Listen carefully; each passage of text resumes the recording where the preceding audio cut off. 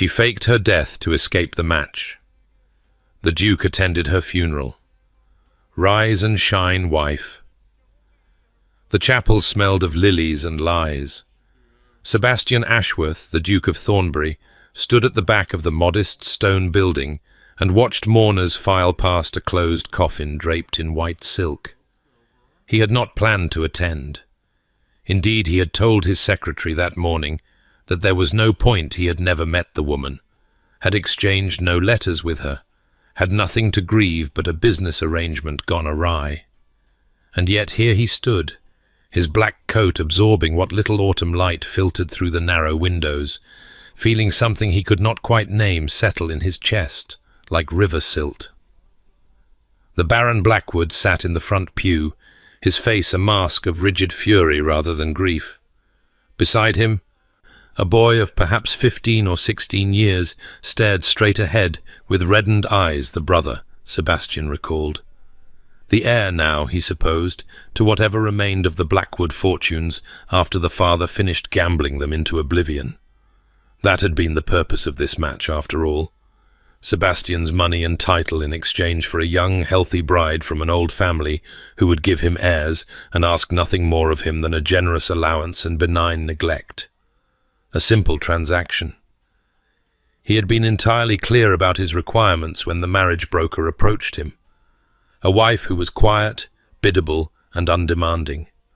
A woman who would not expect love or attention or any of the tedious emotional dramatics that seem to consume other marriages. His grandmother, God rest her manipulative soul, had extracted the promise from him on her deathbed.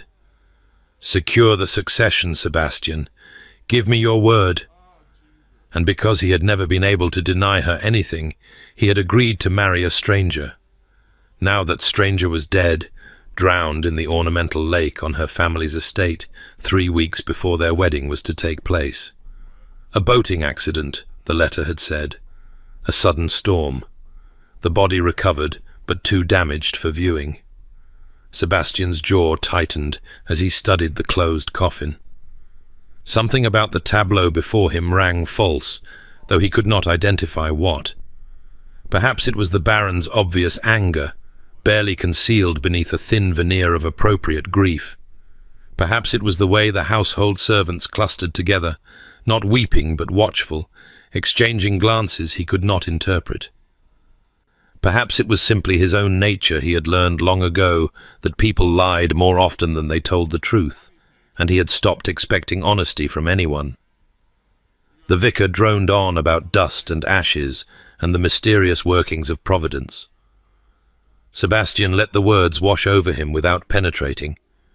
He had attended enough funerals in his 32 years, his mother when he was 6, his father when he was 19, his grandmother 3 months ago, the loss that still sat like a stone in his chest.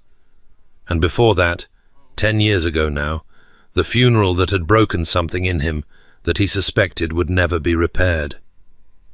Eleanor. He did not permit himself to think her name often. Lady Eleanor Vance, daughter of the Earl of Meridian, who had been 17 to his 22 when they became betrothed. Who had laughed at his terrible jokes and dragged him to the theatre and written him letters full of dreadful poetry that he had kept in a locked box until the day she died.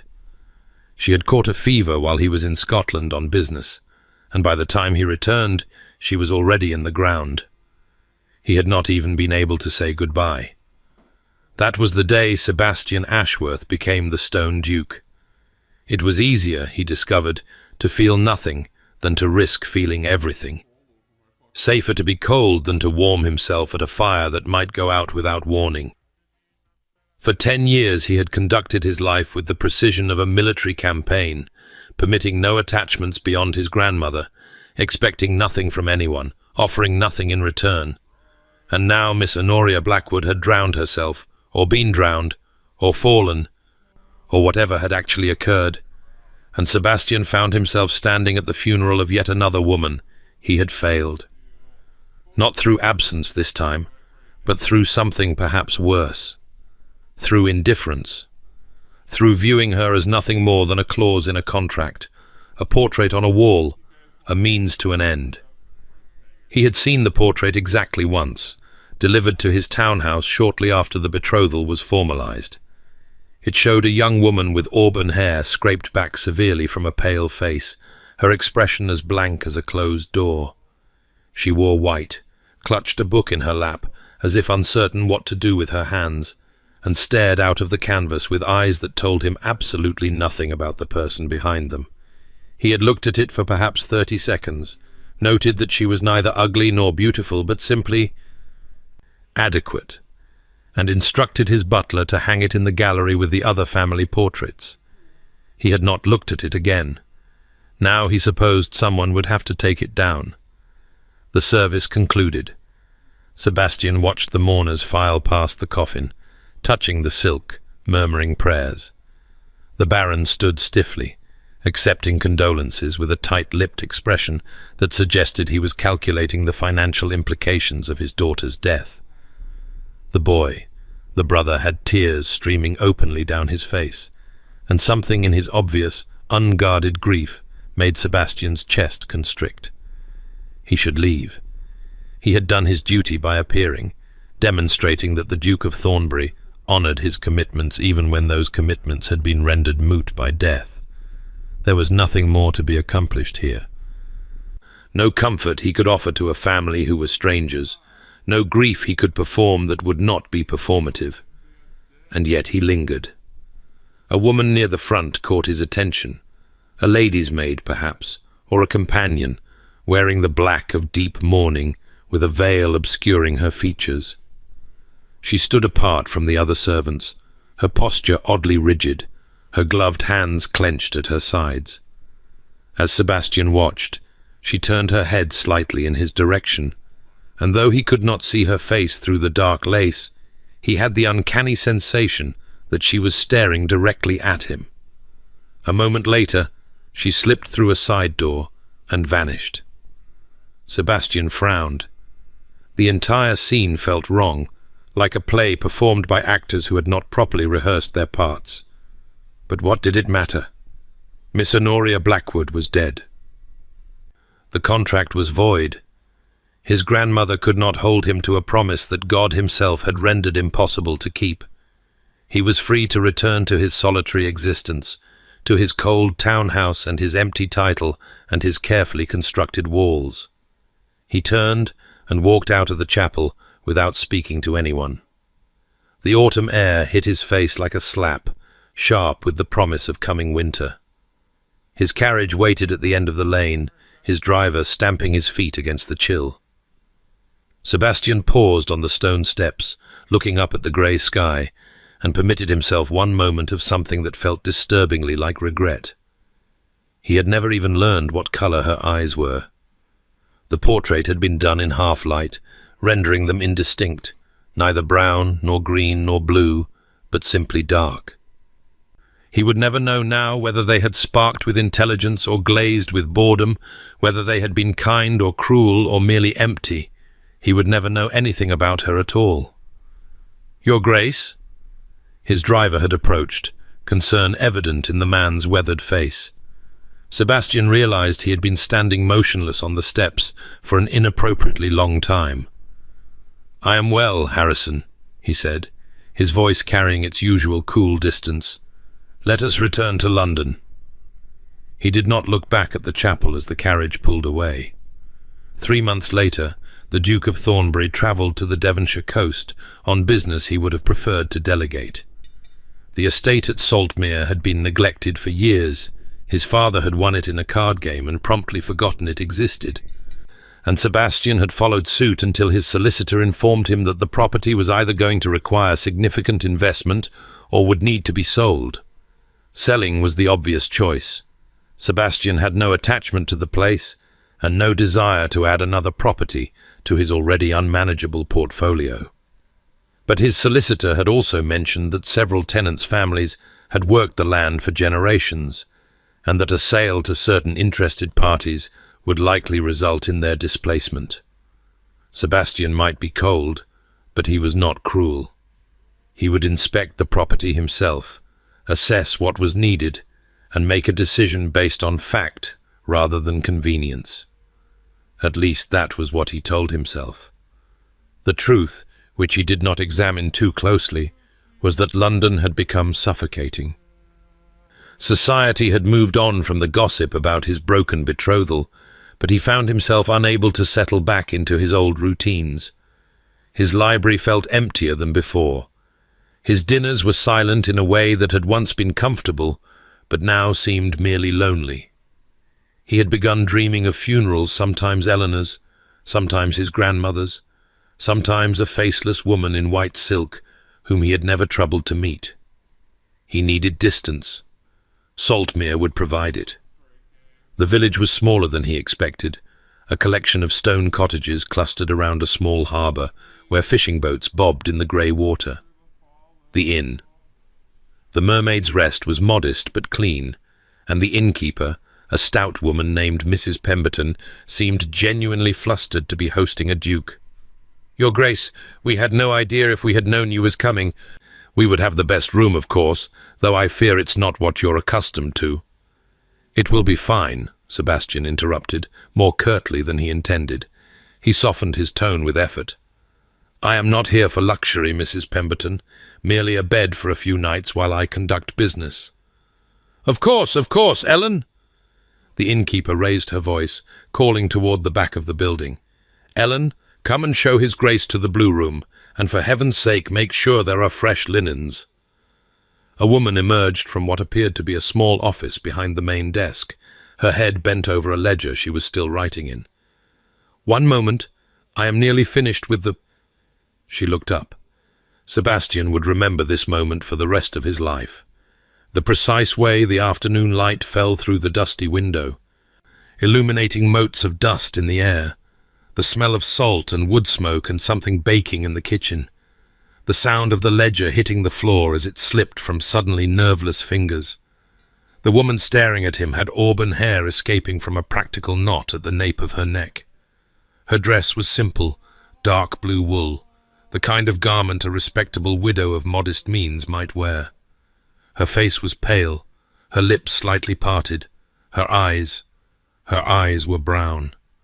A warm, rich brown, like autumn leaves or polished mahogany, and they were wide with an expression of absolute, unmistakable horror. Sebastian felt the world tilt beneath his feet. She was taller than he had expected. The portrait had not captured that, nor the stubborn set of her chin, nor the faint dusting of freckles across her nose that no well-bred lady would have permitted the sun to bestow. She was not the blank-faced doll of the painting. She was vivid and real and very much alive, and he had watched her coffin being lowered into the ground 3 months ago. "Ellen?" Mrs. Pemberton was looking between them with confusion. "Are you quite well? You've gone white as a sheet." The woman. Ellen, apparently, though Sebastian knew that was not her name, seemed to recover herself with visible effort. She bent to retrieve the fallen ledger, her movements jerky, her hands trembling. "Forgive me," she said, and even her voice was different from what he had imagined, lower, richer, with a slight huskiness that the demure portrait had utterly failed to suggest. "I am simply startled. We do not often receive guests of such distinction." She would not meet his eyes. Her gaze fixed determinedly on a point somewhere past his left shoulder, and Sebastian could see the rapid flutter of her pulse in her throat. "The blue room, you said?" Her voice wavered only slightly. "If your grace will follow me." She moved toward the stairs without waiting for a response, her spine rigid, her steps quick enough to border on fleeing. Sebastian followed, his mind racing beneath his carefully blank expression. It was impossible. He had attended her funeral. He had seen the coffin, heard the vicar speak her name, watched her father accept condolences. People did not simply come back from the dead. And yet, the auburn hair, though worn differently, the shape of her face, though animated now where the portrait had been still, the height, the build, the way she moved graceful despite her obvious terror. He was either losing his mind or Miss Honoria Blackwood had faked her own death to escape their marriage. The room she led him to was small but well appointed, with a view of the harbour and a bed that looked reasonably comfortable. Sebastian barely glanced at it. He was watching her, watching the way she avoided his gaze, the way her hands shook as she pointed out the washstand and the bell pull, the way she edged toward the door with the desperation of a rabbit sensing a fox. "Will there be anything else, Your Grace?" "Your name," he said. She flinched as if he had struck her. "I beg your pardon?" "Your name. Mrs. Pemberton called you Ellen, but she did not provide a surname." "Graves." The word came out too quickly. "Ellen Graves. I am a widow. I keep the accounts for the inn." She was backing toward the door now, not even bothering to disguise her retreat. "If you require anything further, Mrs. Pemberton will be happy to—" "Your accent is remarkably refined for a village bookkeeper." She froze. Sebastian saw her throat work as she swallowed. "I was educated above my station. My late husband was a scholar." "A scholar? How convenient." He took a step toward her, and she took a corresponding step back, her shoulders hitting the doorframe. "Tell me, Mrs. Graves, where were you educated?" "I fail to see how that is any of your Grace's concern." There. A flash of something in those brown eyes, not fear now, but temper, spirit, life. The portrait had shown him a doll. This woman was anything but. "You are correct," Sebastian said mildly. "It is none of my concern. I am merely making conversation." She did not believe him. He could see it in the set of her jaw, the way her chin lifted with something that looked remarkably like defiance. Good. He wanted her off balance. He wanted her scared and defensive and too flustered to maintain whatever ridiculous charade she had constructed. He wanted, he realized with a distant sort of surprise, to understand. Why had she done it? What could possibly have driven a gently bred young woman to fake her own death, abandon her family, and flee to a remote fishing village to work as an innkeeper's bookkeeper? Had the prospect of marriage to him truly been so horrifying? "I will leave you to rest," she said, her voice clipped. "Dinner is served at 7, but I can have a tray sent up if your Grace prefers privacy." "I will dine downstairs," Sebastian said, "with the other guests. Perhaps you will join me, Mrs. Graves? I find I am curious about this village and its inhabitants." Something flickered across her face. Fear, yes, but also a grim determination that he had to admire despite himself. "I do not dine with guests, Your Grace. It would not be appropriate." "A pity." He let her go. There was no point in confronting her now, not when he had no proof beyond an instinct and a resemblance. Better to watch, to wait, to gather evidence before making his move. If she was Honoria Blackwood, and with each passing moment he became more certain that she was, then she had committed fraud on a spectacular scale. She had made a fool of him, of her family, of society itself. She had looked at the prospect of becoming the Duchess of Thornbury and decided that death was preferable. Sebastian found, somewhat to his own surprise, that he was not angry. He was intrigued. He watched her for 3 days. It was perhaps the most interesting 3 days he had spent in years. The woman who called herself Ellen Graves was a study in contradictions, quiet and unassuming in company, yet sharp and competent when she thought herself unobserved. He watched her correct the innkeeper's accounts, identifying errors that would have cost the establishment significant sums.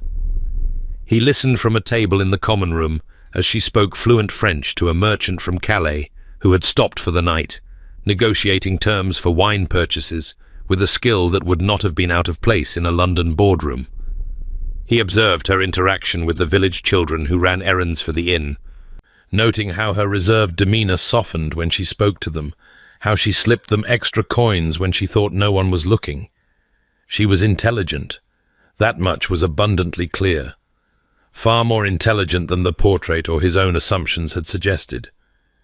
She was also kind, in a quiet, practical way that asked for no recognition. And she was afraid. Not generally afraid, not the timid, shrinking Violet he had expected based on his requirements for a bride, but specifically afraid of him. She avoided his gaze, left rooms when he entered, invented excuses to be elsewhere whenever he attempted to engage her in conversation. When their paths crossed unavoidably, she kept her head down and her answers monosyllabic, every line of her body screaming with the desire to flee. It might have been amusing if it weren't so irritating. On the third night, Sebastian decided he had gathered enough evidence. The woman was unquestionably Honoria Blackwood. He had confirmed it through several observations. A small birthmark behind her left ear that matched a description in the marriage contract's health attestation, a habit of rubbing her right wrist when nervous that suggested she was naturally left-handed, as the contract had noted, a minor peculiarity that had been trained out of her, and most damningly, a letter she had received that afternoon addressed to H.B., which she had hastily shoved into her pocket when she noticed him watching. She was alive. She had deceived everyone, and legally, she was still his betrothed. Sebastian waited until the common room had emptied of its last patron, until Mrs. Pemberton had retired for the night, and the fire had burned down to glowing embers. The woman who called herself Ellen Graves was in the small office behind the desk, bent over ledgers by candlelight, no doubt preparing to slip up to her tiny room in the servants' quarters without crossing his path. He stepped into the doorway, blocking her only exit. Her head came up. The candlelight caught the copper in her hair, turned her brown eyes to amber. For one moment, she looked like a painting, but not the cold, dead portrait he remembered. Something by Caravaggio, perhaps. All drama and shadow and fierce, defiant life. "Your Grace." Her voice was steady, but he could see her pulse hammering in her throat. "The common room is closed. If you require something—" "I require an explanation," Sebastian said. "Honoria." The name hit her like a physical blow. He watched the color drain from her face, watched her hands grip the edge of the desk as if it were the only thing holding her upright. "I don't know what you— Please do not insult us both with denials." He stepped into the room, and she pressed back against the wall behind her desk, trapped. "I attended your funeral. I watched your father accept condolences over your closed coffin. I have spent 3 months believing you dead, and the entire time you have been here, alive, working as a bookkeeper under an assumed name. You have the wrong person." Her voice shook now. "I am Ellen Graves, widow of— You are Honoria Blackwood, only daughter of Baron Blackwood, formerly my betrothed." Sebastian planted his hands on the desk between them, leaning close enough to see the individual flecks of gold in her brown eyes. "You faked your death. You made a fool of me, your family, and half of London society. The only question is why."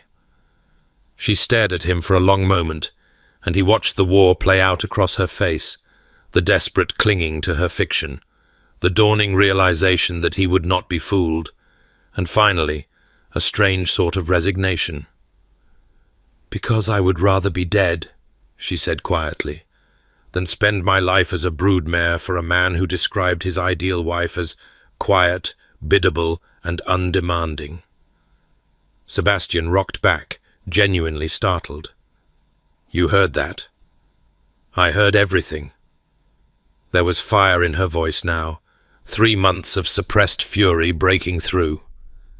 "I was in the next room when you spoke to the marriage broker. I require nothing from her but good health and good behavior. I have no interest in conversation, companionship, or any of the other tedious expectations modern women seem to hold. She may decorate my house and produce my heirs, and in exchange she will have my fortune and my title. That is a more than generous arrangement." He had said those words. He remembered them. They had seemed perfectly reasonable at the time, clear, honest, free of the romantic nonsense that so many marriages drowned in. Now, hearing them thrown back at him in her bitter tone, they sounded different. "Those were my terms," he said, though even to his own ears the defense sounded hollow. "Those were your terms for purchasing a piece of furniture." She stepped out from behind the desk, and he was struck again by how tall she was, how she met his eyes directly despite her obvious fear. A wife who would exist in your house without troubling you with her presence. A woman so devoid of personality that she would never challenge or contradict, or God forbid speak to you unless spoken to. You did not want a partner, Your Grace. You wanted a ghost.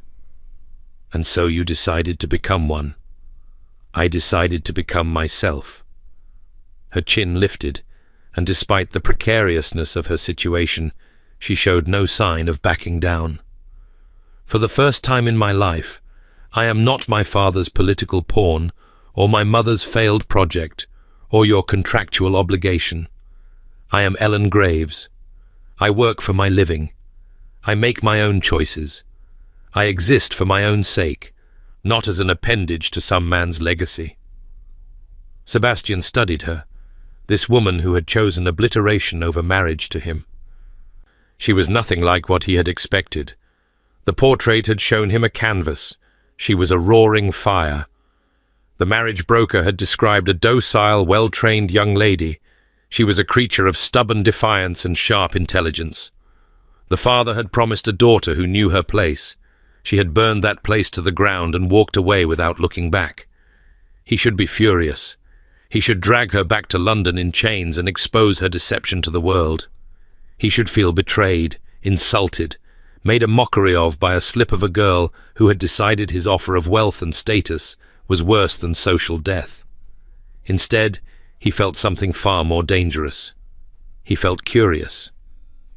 "Your plan has one significant flaw," he said. She tensed. "And what is that?" "The contract was never voided." Sebastian straightened, enjoying the flash of confusion in her eyes. "Your death dissolved the engagement in practice, but the legal paperwork was never completed. In the eyes of the law, you are still my betrothed. The contract between our families remains binding." "I am dead," she said, but her voice wavered. "Honoria Blackwood is dead. Ellen Graves has no connection to... Honoria Blackwood is standing in front of me, very much alive." He cut her off with a sharp gesture. "And now that I have found you, I have a choice to make. I could expose your fraud. I could inform the authorities, your father, society itself, that you faked your death to escape an honorable engagement. Do you know what would happen then?" She had gone pale again. "My father. Your father would be ruined. The scandal alone would destroy what remains of his social standing. And when the full extent of his debts becomes known, and it would become known, I would make certain of it, he would have nothing left. No money, no connections, no hope of recovery." Sebastian watched her carefully, noting the way her hands had begun to tremble. "Your brother, I believe, is at Eton? A promising student, I am told. It would be a shame if his education were interrupted by his family's disgrace." "You would not." Her voice cracked. "Thomas has nothing to do with—" "I would prefer not to," Sebastian agreed. "Your brother is an innocent party, and I have no wish to destroy a young man's prospects over his sister's foolishness. But you have placed me in an untenable position. I cannot simply pretend I never found you. I cannot return to London and continue the fiction that you are dead when you are so obviously alive. What do you want?" The question came out hoarse, desperate. "Money? I have saved nearly £30. It is not much, but I can—" Sebastian laughed. The sound surprised both of them. He could not remember the last time he had laughed aloud. £30. Yes, that will certainly compensate for the damage to my reputation when society learns I was fooled by a dead woman working in a seaside inn." "Then what?" She stepped toward him, her fear transmuting into something closer to fury. "What could you possibly want from me that would satisfy your wounded pride?" "I want what I was promised." The words came out before he had fully considered them, but as soon as he spoke, he knew they were true. "I want a wife." She stared at him as if he had grown a second head. "You cannot be serious." "I am entirely serious." Sebastian began to pace, his mind working through the implications. "We will marry quietly, here in Saltmere, with minimal witnesses.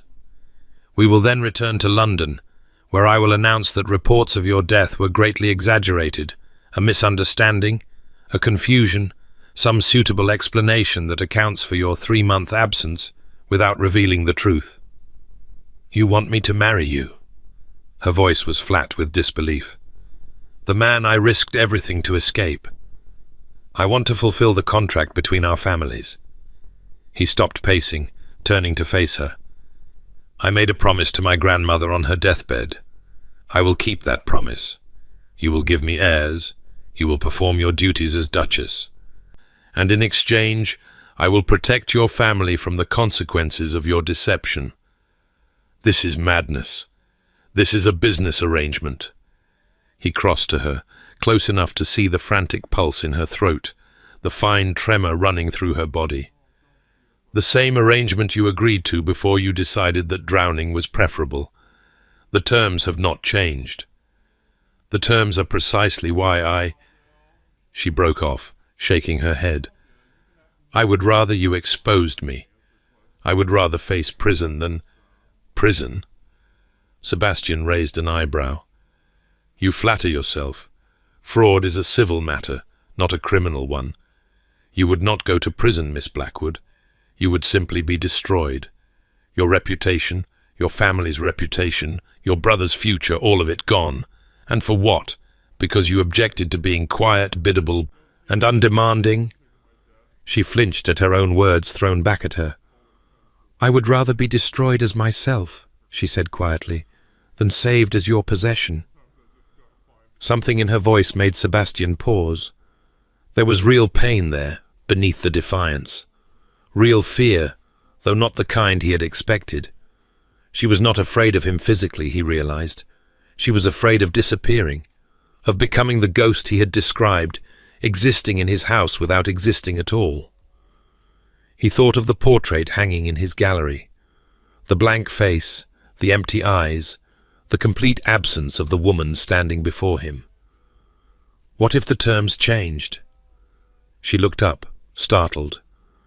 "The terms cannot change," she said slowly. "You said yourself you want a wife who will perform her duties and give you heirs. That is what you have always wanted. A convenient arrangement with no inconvenient emotions."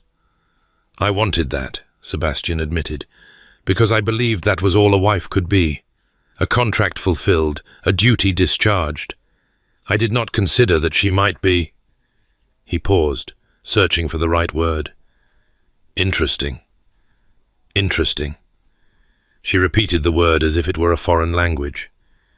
"You faked your own death rather than marry me." Sebastian found himself almost smiling. "You reinvented yourself as a widow, moved to a remote village, took employment entirely beneath your station, and managed to deceive everyone for 3 months. That requires intelligence, courage, and a reckless disregard for consequences that I cannot help but find intriguing. I was desperate. You were resourceful." He studied her face, seeing not the portrait but the woman. The sharp wit, the stubborn chin, the fire in her eyes that refused to be extinguished even now, when her entire careful construction was crumbling around her. "I do not wish to marry a ghost, Miss Blackwood. I begin to think I never did. I simply did not know there was an alternative." She was silent for a long moment. When she spoke, her voice was careful, guarded. "What exactly are you proposing?" "Marriage, as agreed, but perhaps different from what either of us originally envisioned." Sebastian was aware that he was making this up as he went, departing entirely from the careful plan he had maintained for a decade. It was terrifying. It was exhilarating. "You will be my Duchess. You will appear at my side in society, host my entertainments, perform the expected duties. But you will not be required to disappear. You may speak, argue, contradict me within reason. You may have opinions and express them. You will be a partner rather than an ornament. And heirs?" His mouth twisted. "I will require heirs eventually. That is not negotiable. But I am not a monster, Miss Blackwood. I will not force you to my bed." How reassuring. Her voice dripped with sarcasm, but he could see something shifting in her expression. Fear giving way to calculation. Desperation giving way to something that looked almost like hope. "The alternative," he reminded her, "is ruin. For you, for your father, for your brother. I am offering you a chance to salvage something from the ashes of your spectacular deception. You are offering me a cage. I am offering you a cage with an open door."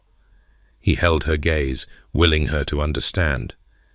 "You may hate it, you may hate me, but you will be alive, and your family will be protected, and you will have far more freedom as my Duchess than you would ever have had as a disgraced spinster dependent on your father's dubious mercy." She closed her eyes. He watched her face as she fought some internal battle, watched the moment when exhaustion won out over defiance. When she opened her eyes again, they were bright with unshed tears of fury or grief. He could not tell. "If I agree to this, you will agree to this." "If I agree," she continued, ignoring his interruption with a stubbornness he was beginning to recognize as characteristic, "I want your word as a gentleman, if that means anything to you, that you will not use this against me, that you will not throw my deception in my face every time I displease you, that whatever this marriage becomes, it will not be built on the constant threat of exposure." Sebastian considered. It was a reasonable request, more than reasonable, given the leverage he held, and he found, somewhat to his surprise, that he meant what he said next. "You have my word."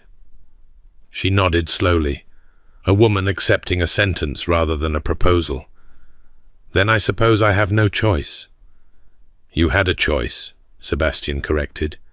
"You made it 3 months ago when you decided that death was preferable to marriage. Now you must live with the consequences." He turned toward the door, pausing at the threshold to look back at her. She stood where he had left her, small and fierce and utterly unlike anything he had expected.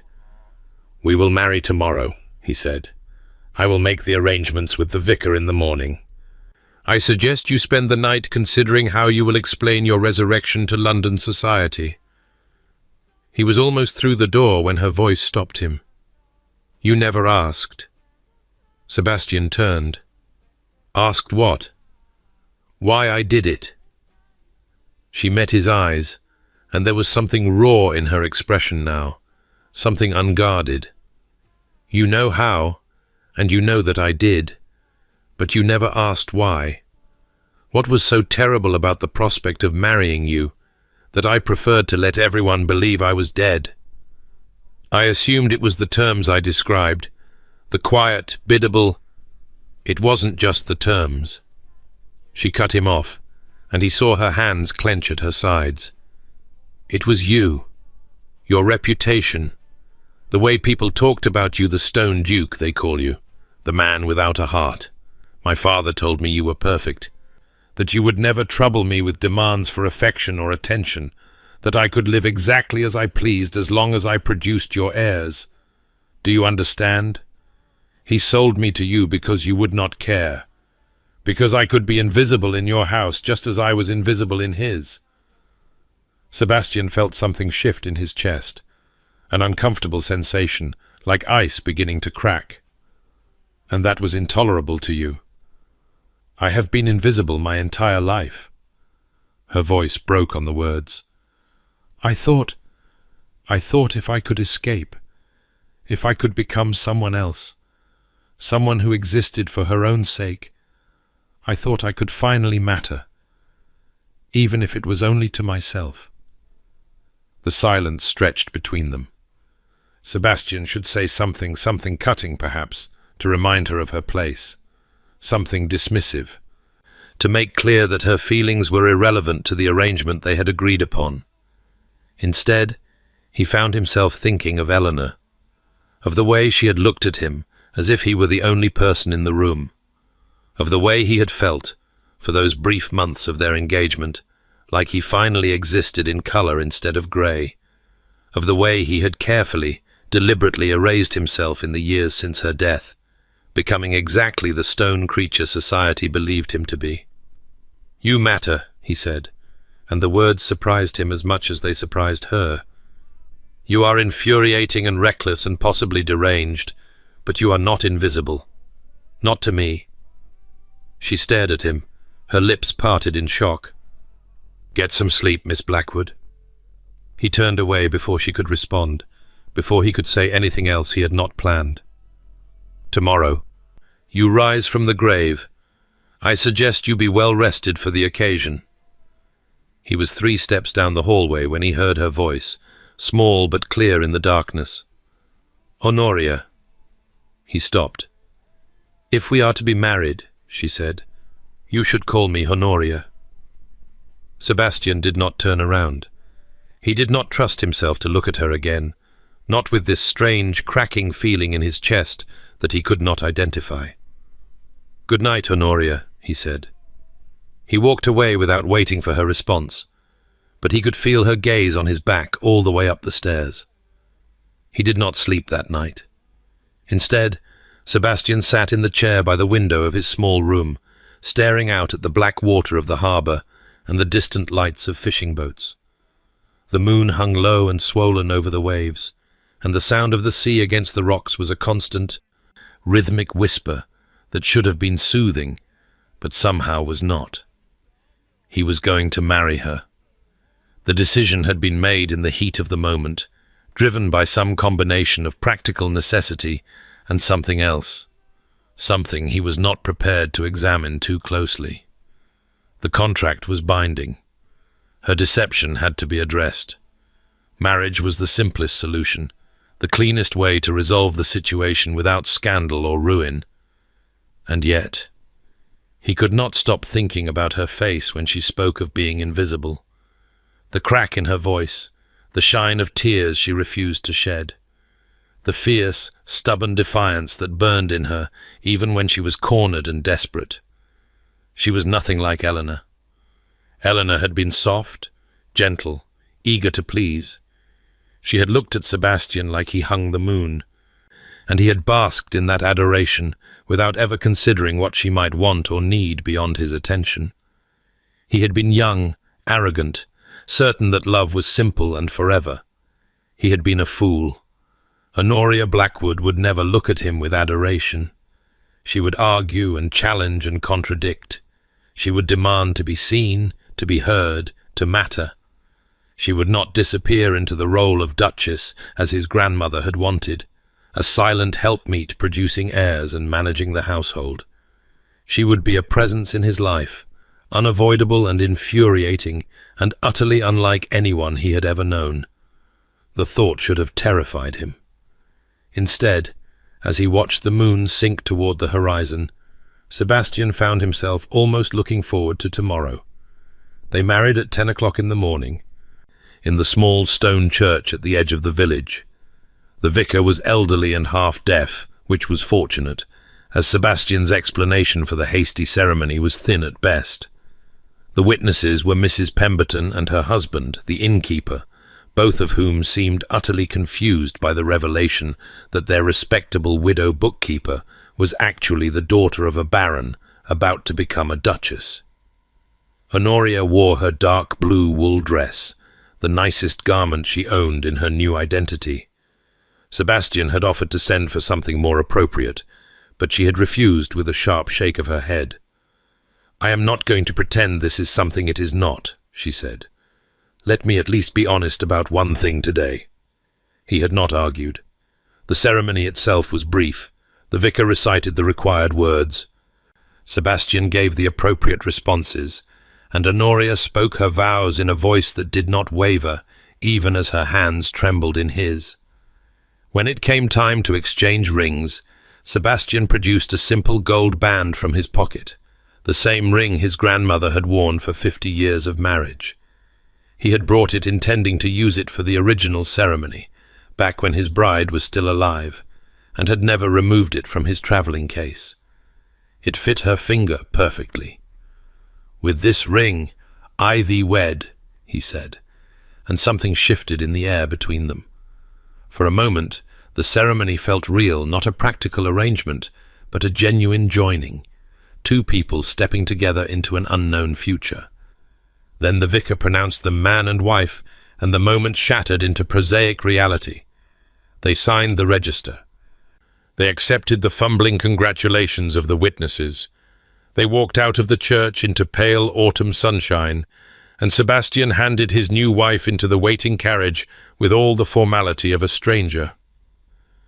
"We will spend tonight at the inn," he said as the carriage began to move. "Tomorrow we return to London." Honoria nodded, her face turned toward the window, her expression unreadable. "And what will you tell them?" she asked. "Society, I mean. About where I have been." Sebastian had given this considerable thought during his sleepless night. "The story will be that you were pulled from the lake by a passing farmer's son and taken to his family's cottage, where you remained unconscious for several days. When you woke, you had no memory of who you were or where you came from. The family, being simple country people, had no way to identify you and no knowledge of the search for your body. They nursed you back to health over many weeks, and when your memory finally returned, you sent word to your family. That does not explain why I was found in a Devonshire inn instead of a Hertfordshire cottage." "The family will have moved," Sebastian said. "The cottage will have burned down, some convenient disaster that makes verification impossible. By the time anyone thinks to question the story too closely, we will be firmly established in society, and the scandal will have faded. You have thought of everything." "I am thorough." He studied her profile, the stubborn set of her jaw, the tense line of her shoulders. "You may have to answer questions. If you can manage to be vague and tearful, society will accept the story out of politeness, if not belief. Nobody wants to force a traumatized young woman to relive her ordeal." She laughed, short and sharp. "Traumatized? Yes, I suppose I can manage that." The silence that followed was heavy with unspoken words. Sebastian found himself wanting to say something, what he could not imagine, but every potential utterance seemed either too much or too little. Finally, Honoria spoke again. "What happens now?" Her voice was quiet, stripped of the defiance she had worn like armor the night before. "Tonight, I mean." Sebastian understood what she was asking. The wedding night, the expectation of consummation that hung over every new marriage like a sword. "Nothing happens," he said. "I told you, I will not force you to my bed. We will have separate rooms. When and if we proceed, it will be." She turned from the window, her brown eyes searching his face as if looking for the lie. "Why? Why what? Why are you being kind?" The word seemed to cost her something. "You hold all the power. You could demand whatever you wanted. Why grant me even this much consideration?" Sebastian considered the question. The honest answer was complicated, a tangle of guilt and curiosity, and something he was not prepared to name. He settled for a partial truth. "Because I am not my father," he said, "and I will not start this marriage with brutality." She held his gaze for a long moment, and something passed between them, not understanding, not yet, but perhaps the beginning of possibility. "Thank you," she said quietly. Sebastian nodded once, and turned to look out his own window at the passing countryside. His new wife's presence, a warmth at the edge of his awareness that he could not ignore no matter how he tried. That evening they dined in their private parlour at the inn, a stilted affair of 2 formal courses and awkward silences. Honoria picked at her food, her eyes shadowed with exhaustion, her responses monosyllabic. Sebastian found himself cataloguing the small details of her appearance, the way candlelight caught the copper strands in her hair, the delicate bones of her wrists, the stubborn set of her mouth even in repose. She was beautiful, he realized, not in the pale, conventional way of the portrait, but in a vivid, living way that made the portrait seem like a mockery. How had the artist failed so completely to capture her? Had she deliberately made herself bland for the sitting, knowing that a more accurate representation might make her more desirable and thus harder to escape? He would not have put it past her. "You should sleep," he said, when the meal was finally over and the plates cleared away. "Tomorrow will be difficult." "I am aware." She rose from her chair, and he saw the slight tremor in her hands that she tried to hide by clasping them together. The return of a dead woman is bound to be eventful. "I will handle the most difficult parts. You need only be present and look appropriately fragile." Her laugh was bitter. "Fragile? Yes, that is certainly what I am known for." She moved toward the door that led to the small bedroom that had been prepared for her next to his, but with a lock on the inside that he had confirmed was functional. At the threshold she paused. "Your Grace, Sebastian." She blinked. "I beg your pardon?" "You asked me to call you Honoria." He met her eyes, holding them despite the strange tightness in his chest. "If we are to be married, and we are married, the paperwork is quite clear on that point. You should call me Sebastian." Something flickered in her expression. Surprise, perhaps, or the faintest hint of warmth. "Sebastian," she repeated, as if testing the word. "Very well. Good night, Sebastian." "Good night, Honoria." She disappeared into her room, and he heard the click of the lock engaging behind her. The sound should have been insulting his own wife, barricading herself against him on their wedding night. Instead, he found himself relieved. She was protecting herself, as she had been doing for months. He could hardly fault her for continuing to do so. He retired to his own room, stripped off his coat and cravat, and lay on the bed staring at the ceiling as the candle burned low. He was married. The woman in the next room was his wife. Nothing about this situation was what he had planned. He had wanted a quiet, biddable, undemanding arrangement, and instead he had a fierce, defiant, spectacular problem who had faked her own death rather than accept his offer. Sebastian found himself smiling in the darkness.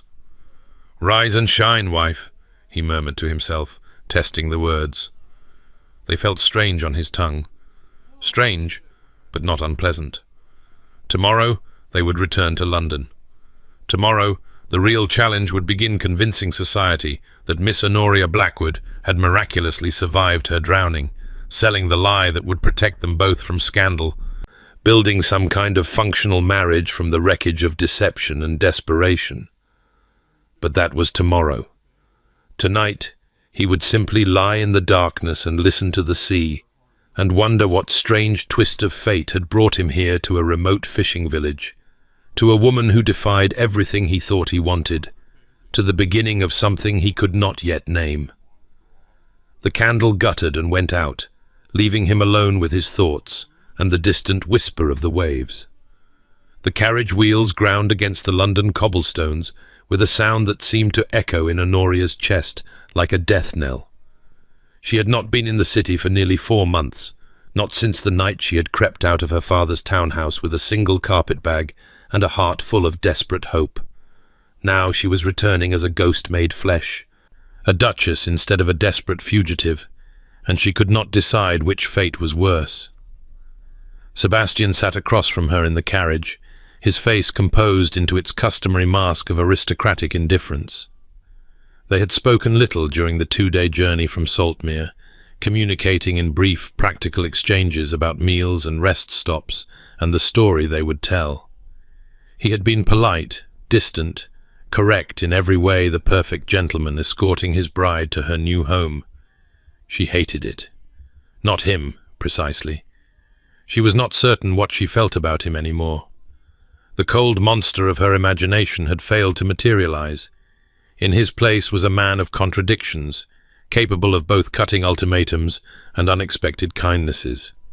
He had not touched her since the ceremony, except to hand her in and out of the carriage.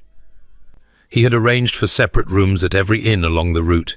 He had even, on the second morning, ordered her favorite breakfast, coddled eggs and toast with marmalade, without asking what she preferred, as if he had somehow divined it from observation alone. It was unnerving being seen like that. She had spent her entire life perfecting the art of invisibility, and here was a man who seemed determined to notice every detail she tried to hide. The carriage turned onto a wide, elegant street lined with white-faced townhouses, and Honoria felt her stomach clench. She recognized this neighborhood. The cream of society lived here, in these pristine facades with their immaculate gardens and gleaming brass fixtures. Her father's house was 3 streets away, considerably smaller and less impressive, a constant reminder of the Blackwood family's declining fortunes. "Thornbury House," Sebastian said as the carriage slowed before the grandest residence on the street. "Your new home." Honoria looked up at the imposing structure and felt something cold settle in her chest. 4 stories of white Portland stone, with tall windows that reflected the grey London sky like blind eyes. A wrought iron fence enclosed a small front garden where not a single leaf was out of place. The door was painted a deep, glossy black, flanked by columns that seemed designed to make visitors feel small. It was beautiful. It was terrifying.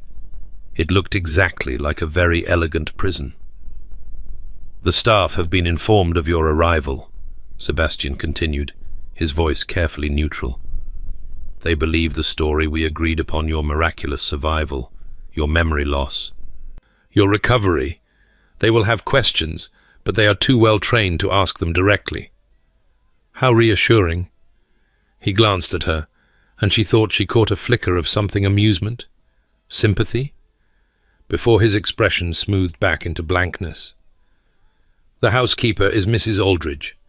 She has been with the family for 30 years and runs the household with military precision. The butler is Hartley. He will pretend not to notice anything unusual while cataloguing every detail for later analysis. The rest of the staff will follow their lead." "You make it sound like entering enemy territory." "In a sense it is."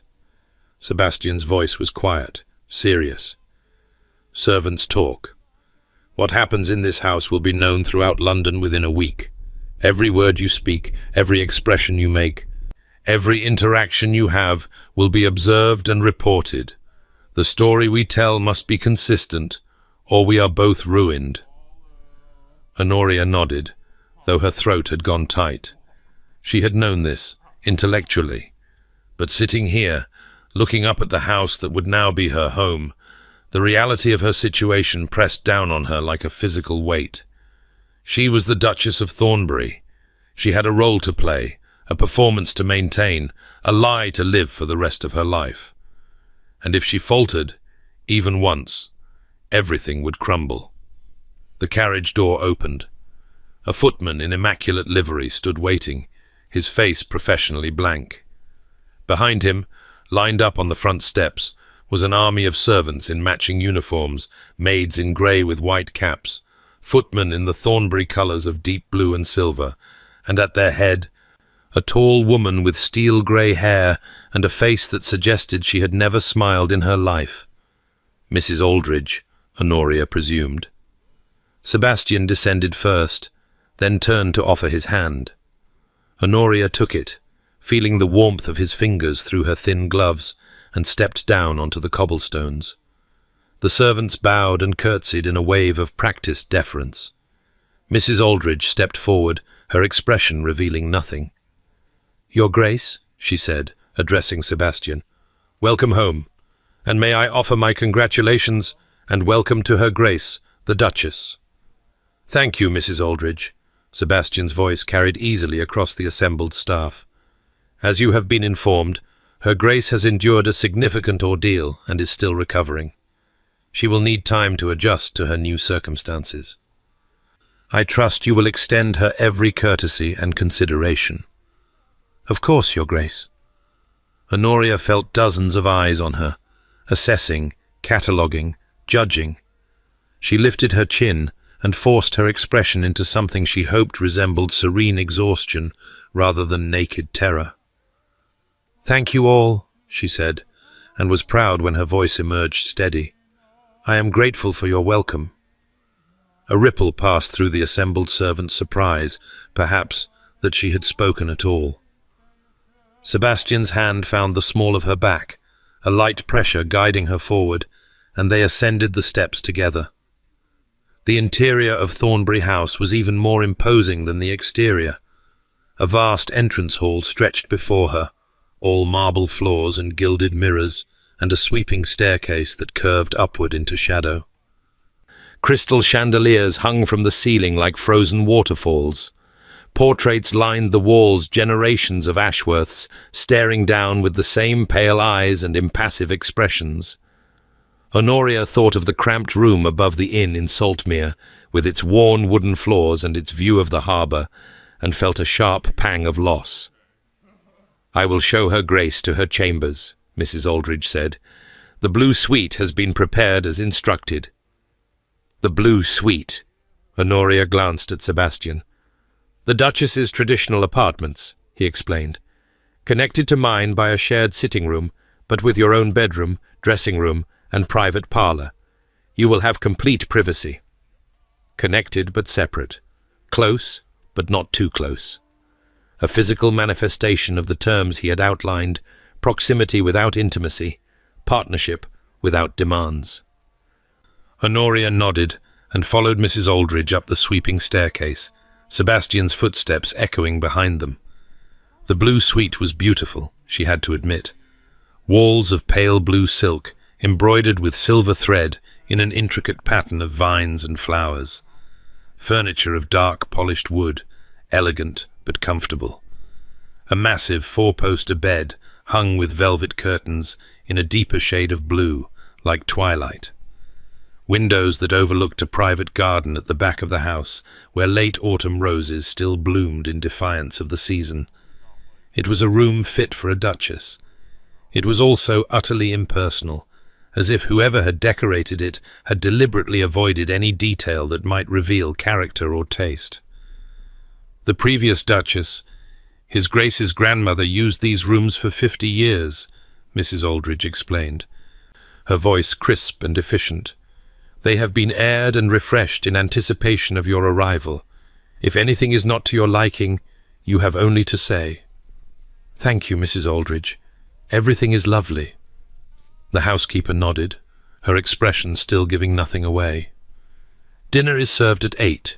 His Grace takes breakfast in the morning room at 9, but trays can be sent up if you prefer. The household accounts are reviewed on Thursdays. I will have a schedule prepared for your reference. I would appreciate that. Something flickered in Mrs. Aldridge's eyes. Surprise, perhaps, at Honoria's easy acceptance of domestic responsibility. Had she expected resistance? Indifference? Honoria filed away the observation for later consideration. Will there be anything else, Your Grace? No, thank you. I believe I will rest before dinner. Mrs. Aldridge curtsied and withdrew, leaving Honoria alone in her beautiful prison. She stood in the centre of the room for a long moment, turning slowly to take in every detail. The delicate writing desk by the window, stocked with paper and ink. The small bookshelf filled with volumes of poetry and improving literature, nothing too intellectual, nothing too stimulating. The dressing table with its array of silver-backed brushes and crystal bottles, waiting for a maid to arrange her hair and apply her cosmetics. Everything a duchess could need, nothing she actually wanted. A door at the far end of the room caught her attention, the connecting door to Sebastian's chambers, she assumed. She crossed to it and tried the handle. Locked. Good. She retreated to the window seat and curled up against the cold glass, looking out at the garden below. The roses were dying, she realized. Their petals, once red and full, had begun to brown at the edges, curling inward as the autumn cold crept into their veins. In a few weeks, they would be nothing but thorns and bare stems. She wondered if she would follow them. Dinner that evening was an exercise in elaborate formality. They sat at opposite ends of a table designed to seat 30, with an expanse of polished wood and silver candelabra stretching between them. Footmen served course after course, soup, fish, meat, removes, sweets, while Honoria picked at her food and tried to think of something to say that would carry across the vast distance. Sebastian ate methodically, his attention seemingly fixed on his plate. The candlelight cast shadows across his face, emphasizing the sharp planes of his cheekbones and the silver threading through his dark hair. He looked older in this light, she thought. Older and wearier, as if the weight of his title pressed down on him physically. "The house is beautiful," she offered finally, her voice swallowed by the cavernous dining room. Sebastian looked up. "It is too large. I have often thought of closing the upper floors entirely." "Why don't you?" "Tradition." The word came out flat, weighted with something she could not identify. "The Dukes of Thornbury have maintained this house for 200 years.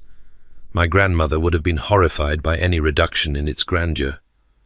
"Your grandmother sounds formidable." "She was." A pause. "She would have liked you, I think." Honoria blinked, uncertain how to respond to the unexpected observation. "I find that difficult to believe." "Why? Because you faked your own death rather than marry her grandson." Sebastian's mouth quirked in what might have been a smile. "She always appreciated audacity, and she had no patience for women who allowed themselves to be pushed around by circumstance. And yet she pushed you into an arranged marriage. She suggested, strongly, repeatedly." He set down his fork, his eyes meeting hers across the table. "My grandmother believed that I was wasting my life in cold solitude. She thought a wife might thaw me. And has she been proven right?" The question came out before Honoria could stop it, and she immediately wished she could recall the words. It was too intimate, too probing, the kind of question that had no place in their careful arrangement. But Sebastian did not seem offended. He considered her for a long moment, his grey eyes unreadable in the candlelight. "The jury is still deliberating," he said finally. "Ask me again in a year." The first week passed in a blur of introductions and adjustments. Honoria met the senior staff individually, learning their names and responsibilities. She reviewed the household accounts with Mrs. Aldridge and discovered, to her quiet satisfaction, that she knew more about managing expenses than the housekeeper had expected. She wrote letters to the modiste and the milliner, ordering the wardrobe a duchess would need. She practiced her story in front of the mirror until she could recite it without hesitation. The cold water, the farmer's son, the cottage, the months of confused wandering before her memory returned. She saw Sebastian at meals and occasionally passed him in the corridors, but they rarely spoke beyond the necessary civilities. He had his own routine breakfast at 9, correspondence until noon, meetings with his solicitor or estate manager in the afternoon, dinner at 8. On 2 evenings, he went out to his club and did not return until after she had retired. On the 3rd evening, he closeted himself in the library and did not emerge at all. Honoria found herself oddly restless. She had work to do learning the house, preparing for her social debut, playing the role of recovering invalid, but the hours stretched long and empty between tasks. In Saltmere, she had filled her days with useful labour, balancing accounts and managing supplies and solving problems that had tangible solutions. Here, her primary occupation seemed to be existing decoratively while servants did everything that actually mattered. It was, she reflected grimly, exactly what she had feared. A gilded cage was still a cage. On the 5th night, unable to sleep, she crept downstairs in her dressing gown to explore the house while its inhabitants slept. The corridors were dark and silent, lit only by the occasional oil lamp left burning for the benefit of anyone who might be wandering. Honoria moved through the shadows like a ghost, trailing her fingers along the walls, peering into rooms she had not yet been shown. The library stopped her in her tracks. It occupied the entire rear portion of the ground floor, 2 stories tall, with a gallery running around the upper level and a massive fireplace that could have roasted an ox. Books lined every wall, thousands upon thousands of volumes stretching up toward the shadowed ceiling. Rolling ladders provided access to the upper shelves, and comfortable chairs were scattered throughout, each positioned near a lamp for reading. And in one of those chairs, half hidden in the shadows, sat Sebastian. Honoria froze in the doorway, her heart hammering. He had not noticed her yet. His attention was fixed on the book in his lap, his expression unguarded in a way she had never seen. Without the careful blankness he wore like armor, he looked younger, softer, almost vulnerable. She should leave. This was clearly a private moment, a glimpse of the man behind the mask that he had not intended her to see. But she could not move. She stood frozen in the doorway, watching him turn pages with a gentle reverence that made something twist in her chest. Then he looked up. For a moment, neither of them moved. Sebastian's eyes met hers, and she saw surprise flicker across his face, followed by something that might have been embarrassment. Honoria. Her name came out low, almost intimate in the library's hush. I did not hear you approach. Forgive me. She found her voice with effort. I could not sleep. I was exploring. Exploring. He repeated the word with a faint smile. A dangerous habit for someone who made a career of disappearing. She felt heat rise to her cheeks. I am not planning to disappear. I merely wished to know the house. It seemed wiser to do so without an audience. Sebastian nodded slowly. A reasonable impulse. He gestured to the chair across from him. Since you are here, you might as well sit, unless you would prefer to continue your solitary wandering. It was not quite an invitation, but it was not a dismissal either.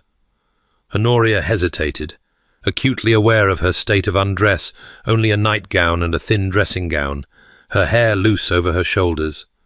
It was highly improper. Then again, they were married.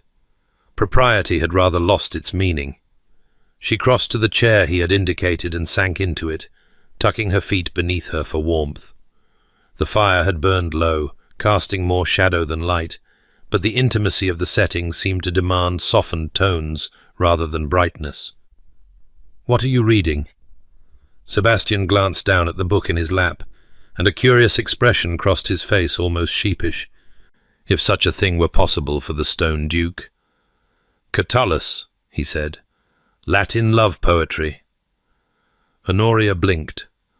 Of all the things she might have expected the cold, practical Duke of Thornbury to read in his private hours, Roman love poems had not made the list. You seem surprised, Sebastian observed. I am. She saw no point in dissembling. You do not strike me as a romantic. I am not. He closed the book, his fingers resting on the worn leather cover. But romance and poetry are not the same thing.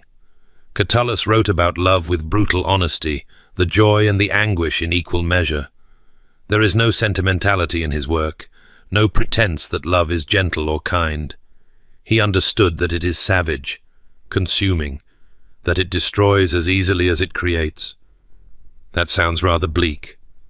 Perhaps. Or perhaps it is simply true. Sebastian's grey eyes held hers, and she felt the weight of his gaze like a physical pressure. I prefer uncomfortable truths to comfortable lies. Honoria thought of the comfortable lies they were both telling to society, to the servants, to themselves.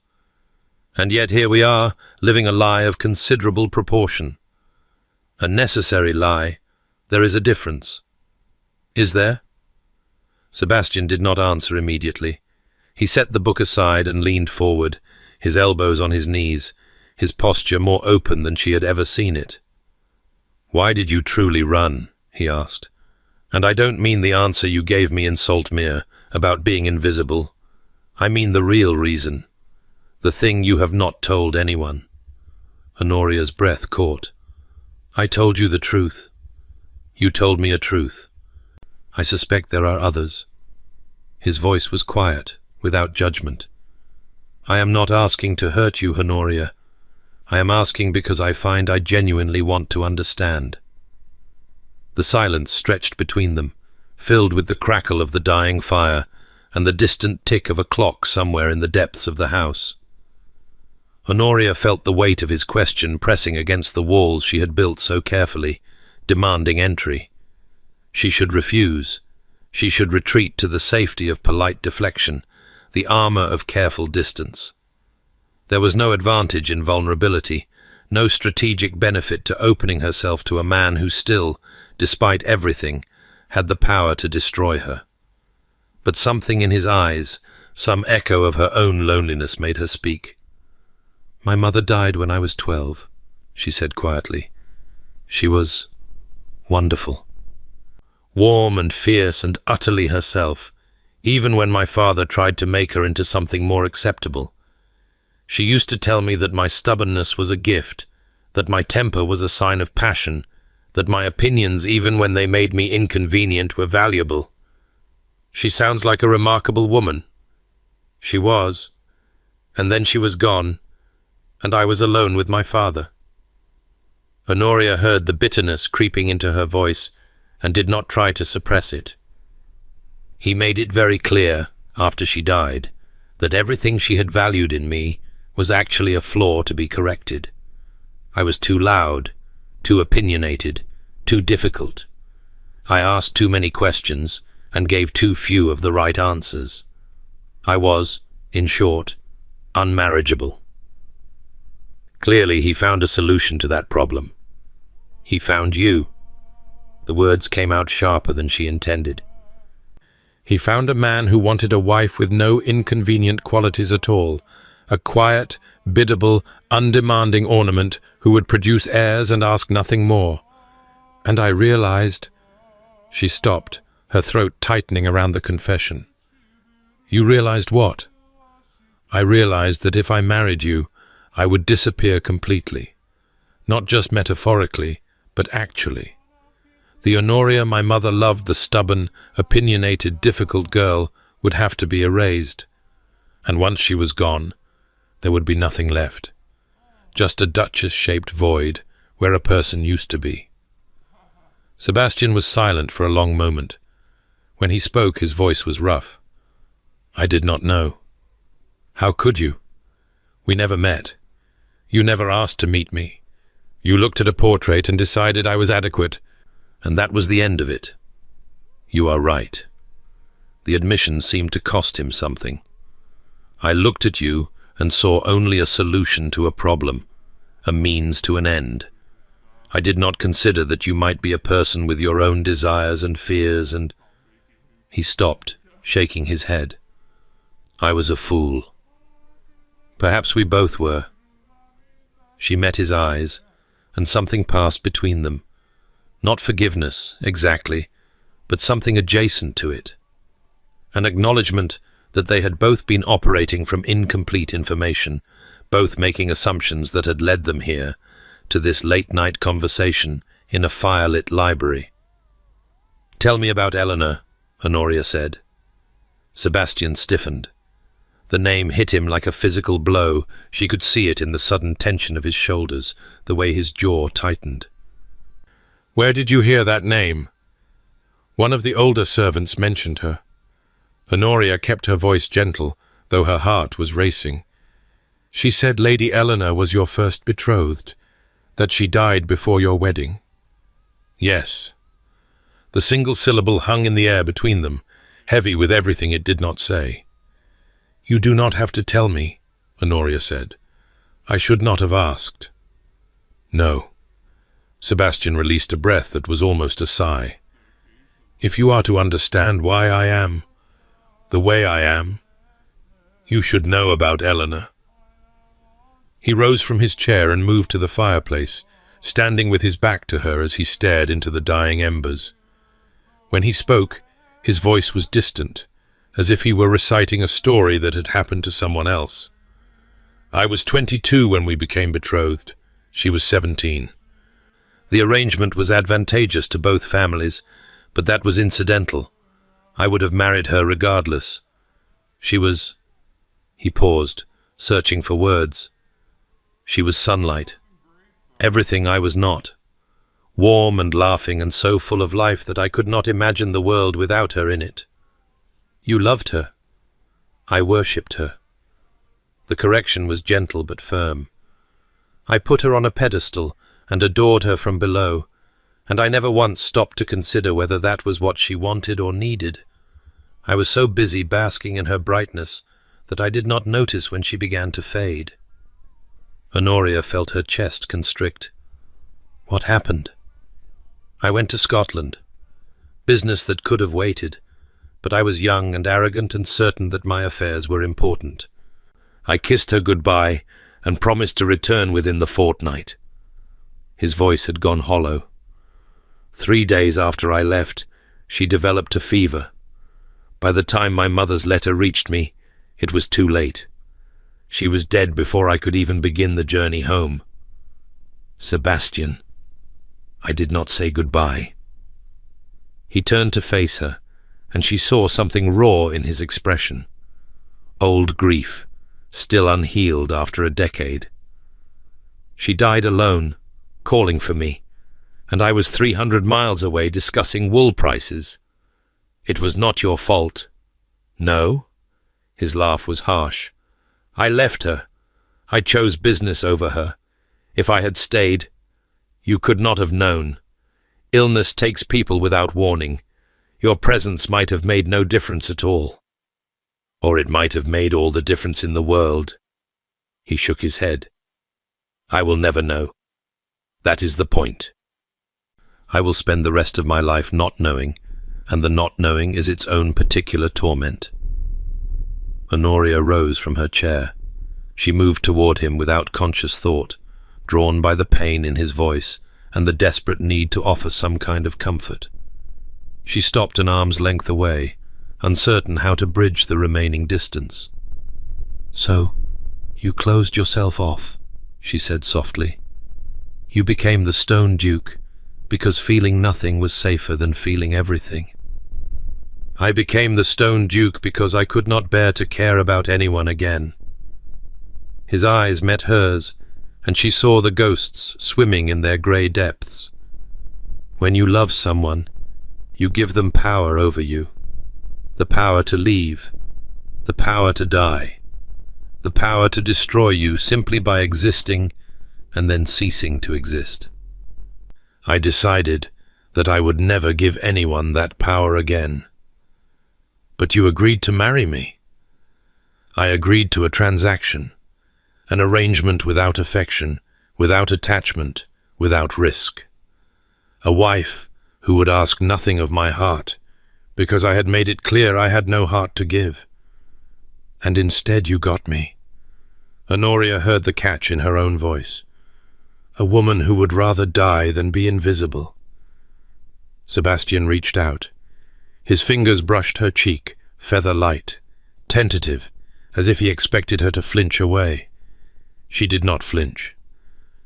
"I begin to think," he said quietly, "that getting you was the best thing that could have happened, even if I did not know it at the time, even if I fought against it with everything I had. Sebastian, you should go to bed." He dropped his hand, stepped back, and the moment shattered like glass. "It is late, and tomorrow you must begin your campaign to conquer London society. You will need your strength." Honoria stared at him, thrown by the abrupt shift. "That is all you have to say?" "What else would you have me say?" 1,000 possible responses rose to her lips. Questions, accusations, demands for clarity in a situation that seemed to grow more complicated by the hour. But she swallowed them all. He had given her a piece of himself tonight, a glimpse behind his walls, and she sensed that pushing for more would only cause those walls to rise higher. "Good night, Sebastian," she said. "Good night, Honoria." She felt his gaze on her back as she left the library, carrying the weight of his confession like a stone in her chest. The next morning, everything was different. It was nothing she could point to, specifically no grand gesture, no dramatic declaration. But something had shifted between them in that firelit library. Some barrier had crumbled, and in its place was a new awareness that hummed beneath every interaction. Sebastian looked at her differently, not with cold assessment or calculated distance, but with a warmth that caught her off guard. He asked her opinion at breakfast, actually asked, and listened to her answer as if it mattered. He suggested she might like to review the library's collection, since she clearly appreciated books. He mentioned, almost casually, that he had instructed Mrs. Aldridge to remove all the insipid volumes of improving literature from her rooms and replace them with more substantial fare. "How did you know I found them insipid?" "You have the look of a woman who reads philosophy for pleasure." His mouth quirked. "The collection of sermons and moral tales was an insult to your intelligence." Honoria felt something flutter in her chest, a dangerous sensation, one she tried to suppress without success. "Thank you."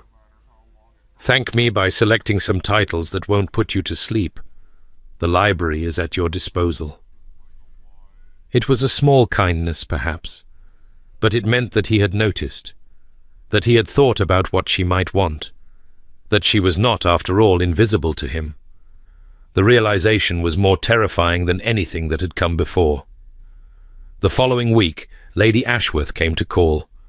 She arrived without warning, or rather, without warning to Honoria, though Sebastian seemed entirely unsurprised to find his elderly aunt waiting in the drawing-room when they returned from a morning drive.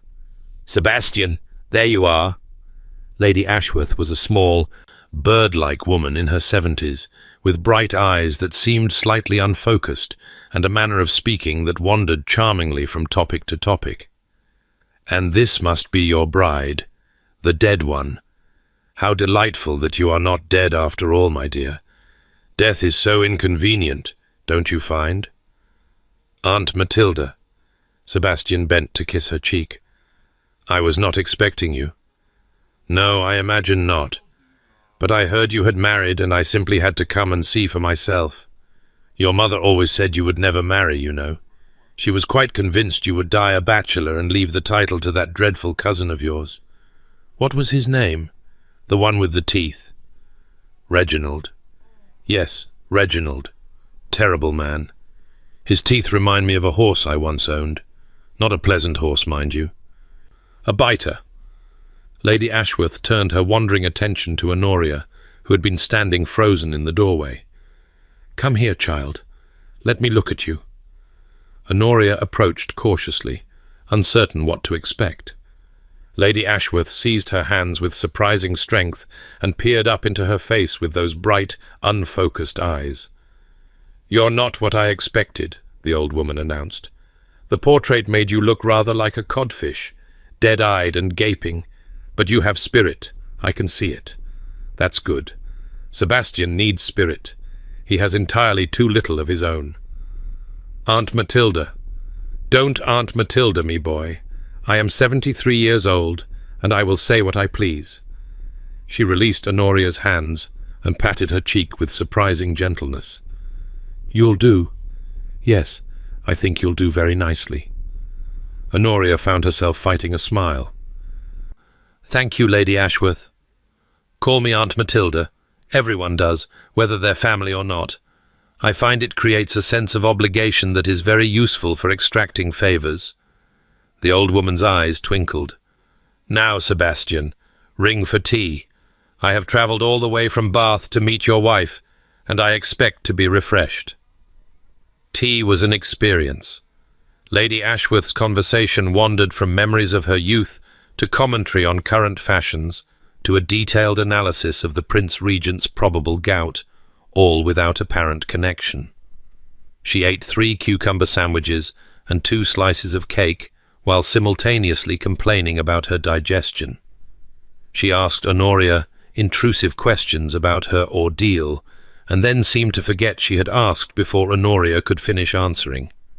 And yet, beneath the apparent confusion, Honoria sensed a sharp intelligence at work.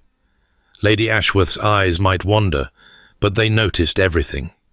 She saw the careful distance between Sebastian and Honoria, the tension beneath their polite exchanges, the way they looked at each other when they thought the other wasn't watching. "You remind me of his grandmother," Lady Ashworth said, during a rare moment when Sebastian had stepped out to speak with Hartley. Not in appearance, Margaret was fair, like all the Ashworths, but in temperament. She had that same stubborn set to her jaw, that same fire in her eyes. I will take that as a compliment. As you should.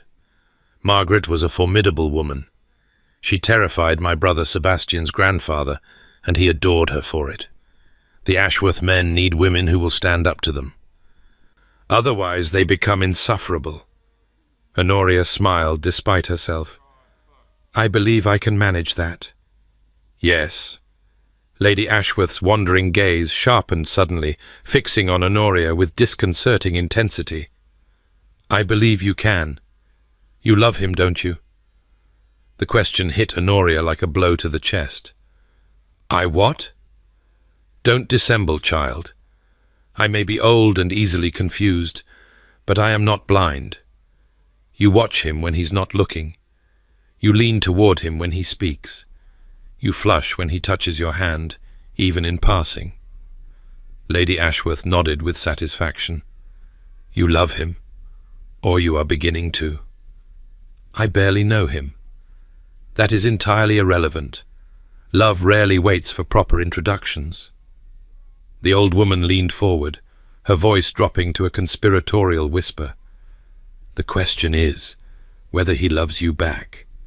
And that, my dear, is something I cannot tell. Sebastian has spent 10 years learning to hide his heart so thoroughly that I sometimes wonder if he can find it himself." Honoria thought of the library, the firelight, the raw grief in Sebastian's voice as he spoke of Eleanor. He had loved once, deeply and devastatingly. The question was whether he was capable of loving again, and whether she wanted him to. "He is a good man," Lady Ashworth continued. "Better than he allows himself to be. Better than the world has given him credit for. But he is afraid, child. Afraid of feeling, afraid of losing, afraid of all the things that make life worth living. If you want his heart, you will have to be patient, and you will have to be brave. I am not sure I want his heart." "No?" Lady Ashworth's smile was knowing. "Then why are you blushing?" Sebastian returned before Honoria could formulate a response, saving her from having to acknowledge the truth of the old woman's observation. She did not want to love Sebastian Ashworth, but want and reality, she was learning, were very different things. The ball at Lord Pemberton's was Honoria's first official appearance as the Duchess of Thornbury. She had prepared for weeks, gowns fitted, hair styled, every possible question anticipated and rehearsed. Sebastian had coached her on the names and gossip of society's most important figures. Mrs. Aldridge had provided detailed intelligence on which hostesses would be friendly and which would be looking for any excuse to cut her. The story of her miraculous survival had been carefully seeded through carefully chosen channels, so that by the time she actually appeared, most of society was already half convinced of its truth. None of it prepared her for the reality of walking into that ballroom on Sebastian's arm. The noise hit her first hundreds of voices, laughing and gossiping and exclaiming. Then the lights, a constellation of candles reflected in mirror after mirror until the room seemed to blaze like the sun. Then the eyes, dozens of them, hundreds of them, turning toward the entrance where the Duke and Duchess of Thornbury had been announced. For one terrible moment, Honoria froze. She felt Sebastian's hand tighten on her arm, felt him lean close to murmur in her ear, "Breathe. You are the Duchess of Thornbury. You belong here as much as any of them. They are all staring. They are curious. A dead woman walking among them is not an everyday occurrence. But you are not giving them a spectacle. You are giving them a duchess." His confidence steadied her. She lifted her chin, pasted a serene expression on her face, and allowed him to guide her into the crush. The next 2 hours were a blur of introductions and curtsies and carefully worded condolences. Honoria repeated her story so many times it began to feel almost true. The cold water, the kindly farmer, the months of confusion. She accepted expressions of sympathy and deflected probing questions with practiced vagueness. She danced with Sebastian twice, and with several other lords who requested introductions, moving through the figures mechanically, while her mind raced to keep track of names and faces and relationships. Through it all, Sebastian stayed close. He intercepted the most intrusive questioners, redirected conversations that threatened to become uncomfortable, and once, when a particularly aggressive dowager began demanding details about the mysterious cottage, where Honoria had recovered physically, stepped between them, and announced that his wife had promised him the next dance. "I had done no such thing," Honoria murmured, as he led her onto the floor. "Consider it done retroactively. Lady Thornton was about to ask for the cottage's exact location, and I doubt you have prepared an answer." "I could have invented one." "I am certain you could. But why waste your energy on Lady Thornton when there are so many more important battles to fight tonight?" They moved through the figures of the dance, and Honoria found herself noticing, not for the first time, how well they fit together. He was taller than her, of course, but not uncomfortably so. His hand at her waist was warm and steady. His grey eyes never left her face. "You dance well," she said. "My grandmother insisted on lessons. She believed that a man who could not dance was a man who could not be trusted." "That seems like an unusual criterion for trustworthiness." "Perhaps. But I have noticed that men who are careless on the dance floor tend to be careless in other areas as well. The way a person moves reveals a great deal about their character." "And what does my movement reveal about mine?" Sebastian considered. "Precision, control, a deep awareness of your surroundings and the people in them, but also tension, a readiness to flee at any moment. You dance like someone who expects the floor to drop out from under them." Honoria felt heat rise to her cheeks. "That is rather more observation than I was prepared for. I told you. I notice things." His hand tightened slightly at her waist. "You are doing beautifully tonight. I want you to know that. Whatever you may feel inside, to the world you are every inch a duchess." The compliment warmed her more than it should have. "Thank you. Do not thank me yet. The hard part is still to come." Before she could ask what he meant, the music ended, and from across the ballroom, cutting through the crowd with the inevitability of a storm, came Baron Blackwood, her father. Honoria felt her blood turn to ice. She had known this moment would come, had prepared for it, rehearsed responses, steeled herself against the inevitable confrontation. But seeing him now, his face twisted with barely concealed fury, all her preparation evaporated like morning mist. "Honoria." Her father's voice was cold, controlled. "How touching to see you alive and well, and so elegantly attired. One might almost forget that you spent 3 months letting your family believe you were rotting at the bottom of a lake." "Father." She was proud that her voice did not shake. "I am glad to see you too." "Are you? I wonder." Baron Blackwood's eyes swept over her with undisguised contempt. "I wonder if you spared a single thought for your family during your little adventure.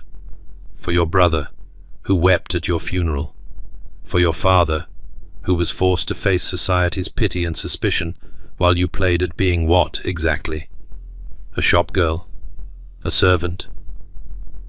I was recovering from a traumatic experience. Honoria fell back on her prepared story, her voice steady despite the churning in her stomach. I had no memory of who I was.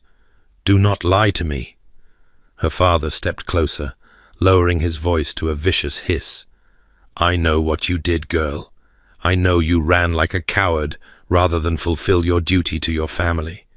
Do you have any idea what your disappearance cost us? The scandal, the whispers, the doors that closed?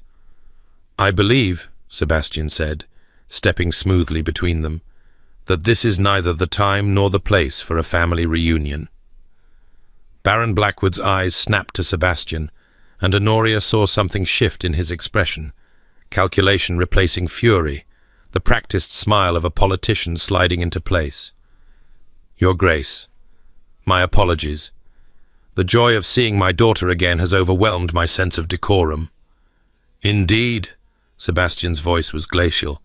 I would suggest you recover it before you say something you will regret. Your daughter is now the Duchess of Thornbury. Any insult to her is an insult to me.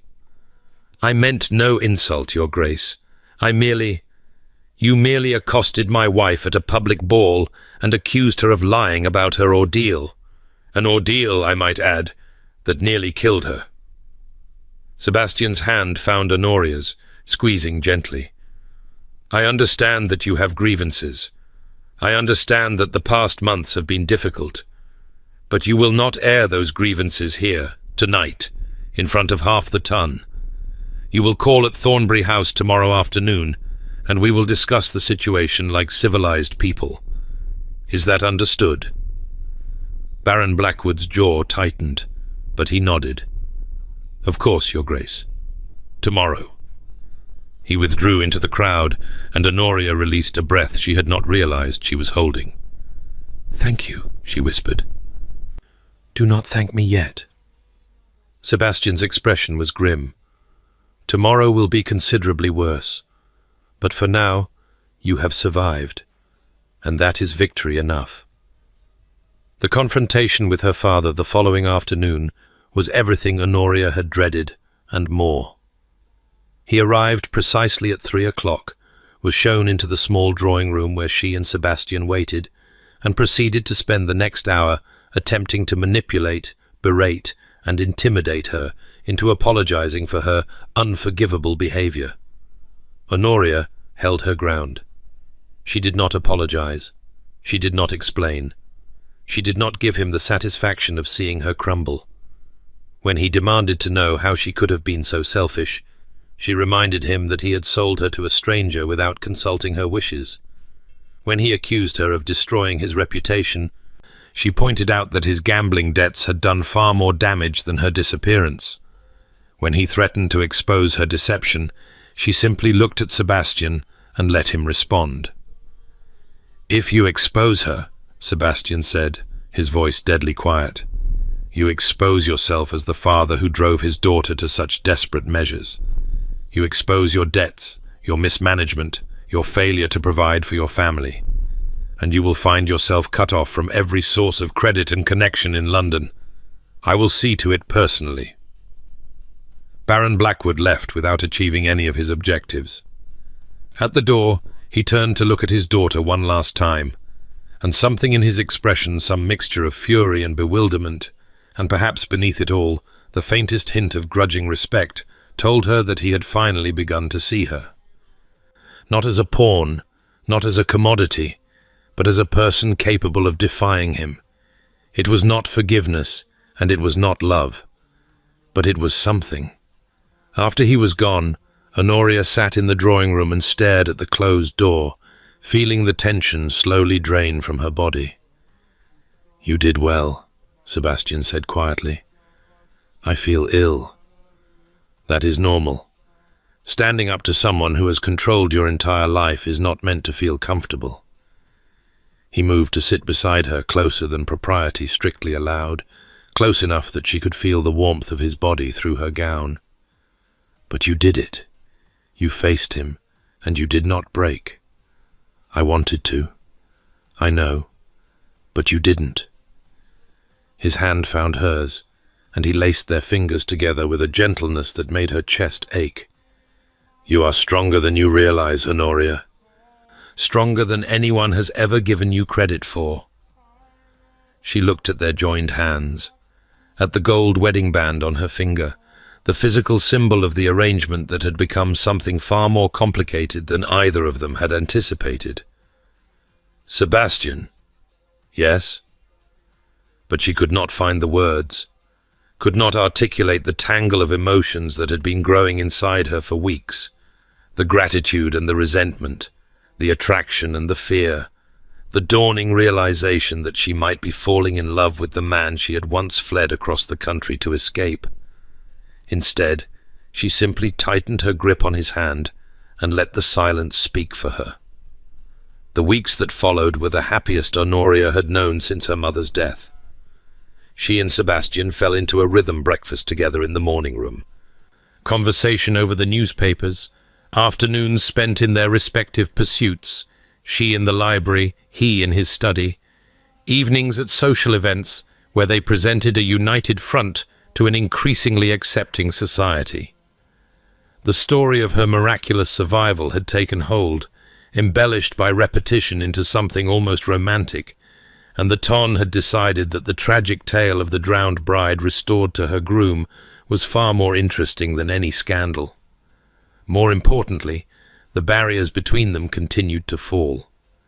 Sebastian laughed more often now, not the cold, sardonic sound she had first heard in Saltmere, but genuine amusement that transformed his face into something approaching warmth. He sought her opinion on estate matters and actually listened to her suggestions. He brought her books he thought she might enjoy and asked her thoughts on them afterward. He touched her more frequently, a hand on her back, fingers brushing her arm, small gestures that felt increasingly natural. And at night, when the house fell silent and propriety's rules seemed far away, they talked. In the library, by firelight, they shared the stories of their lives. Sebastian told her about his childhood, a distant father, a fragile mother, a grandmother who had been more parent than either. Honoria told him about her mother's death, her father's transformation, the slow erosion of her sense of self. They spoke of books and philosophy and politics, arguing passionately about reform bills and women's education and whether Wordsworth was a genius or a fraud. Honoria found herself looking forward to these conversations more than anything else in her life, more than the balls and dinners, more than her growing library of books, more than the beautiful gowns and the elegant rooms and all the trappings of her new position. What she wanted, she realized with growing clarity, was him. The wanting terrified her. Wanting made her vulnerable. Wanting gave him power over her, the power to disappoint, to withdraw, to become yet another person who saw her as useful rather than real. She had spent her entire life being wanted for what she could provide, and here she was, wanting someone for who he was. It felt like standing on the edge of a cliff, waiting for the ground to crumble. The pregnancy announced itself with morning illness that Honoria initially attributed to bad oysters. When the illness continued for a week, she began to suspect. When it persisted for a second week, she sent for a physician. And when the physician confirmed what she already knew, she sat in her beautiful blue bedroom and stared at the wall and tried to remember how to breathe. She was pregnant. She was carrying Sebastian's child. The irony was not lost on her. She had married him to give him heirs that had been the entire point of their arrangement, the price of his protection and silence. And now that she had fulfilled her part of the bargain, now that she had provided the one thing he truly needed from her, she found she did not want to be needed. She wanted to be wanted. The distinction had never seemed more important. She did not tell Sebastian immediately. She told herself she was waiting for the right moment, for a quiet evening when they could discuss the implications without interruption. But the truth was darker. She was afraid of how he would react, afraid that the news would transform their growing closeness into something transactional again. Afraid that now that she had given him what he wanted, he would retreat behind his walls and leave her outside, pregnant and alone. The fear festered inside her for 3 days. 3 days of carefully avoiding any topic that might lead to the subject. 3 days of forcing smiles and normal conversation, while her mind raced with terrible possibilities. On the 4th day, she overheard him. She had been looking for a particular book one Sebastian had mentioned the previous evening, and had ventured into the corridor outside his study, where she knew he kept some volumes. She did not mean to eavesdrop. But when she heard her name, she froze. "The Duchess's condition," Sebastian was saying. "I trust you will handle the legal implications." "Of course, Your Grace." The second voice belonged to his solicitor, Mr. Hartley. "The succession will be secured once an heir is born. Your original provisions regarding the Duchess's separate establishment can be set aside, yes. Now that the primary purpose has been achieved, there is no need to maintain the original terms of the arrangement." Honoria felt her heart stop. "You wish to abandon the plan for separate households, then?" "It was always contingent on the production of an heir. Once that is accomplished, the terms change." She did not hear the rest. She was already moving, fleeing down the corridor. Her vision blurred with tears she refused to let fall. "Now that the primary purpose has been achieved." The words echoed in her mind like a death knell. She had been right. She had always been right. She was nothing but a means to an end, a contract fulfilled, a broodmare who had served her purpose. The tenderness, the conversation, the growing intimacy, none of it had been real. He had been managing her, keeping her content until she gave him what he needed. And now he was making arrangements for their separation. Honoria made it to her room before the tears came. She locked the door, sank onto the bed, and cried for her mother, for herself, for the fool she had been to think that the Stone Duke could ever truly want her for anything but her utility. When the tears stopped, the anger came.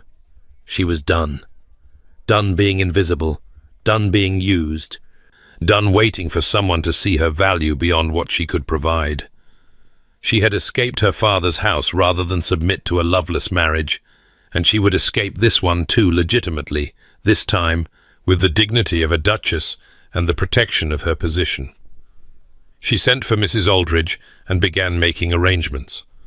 By the time Sebastian came looking for her that evening, she had already packed a trunk and dispatched a footman to prepare the travelling coach. "Honoria?" He knocked on her door, his voice carrying easily through the wood. "The servant said you were unwell. May I come in?" She opened the door herself. His expression shifted from concern to confusion as he took in her travelling dress, her packed trunk, the general air of departure that hung over the room. "What is this?" "I am leaving." She was proud of how steady her voice sounded. "I am going to Thornbury Park, your estate in Yorkshire.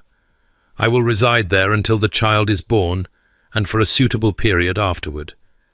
Then we can discuss the terms of our permanent separation." Sebastian's face went white. "Honoria." "I heard you."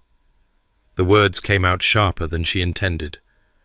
"With your solicitor, discussing how the primary purpose had been achieved and the original terms could be set aside.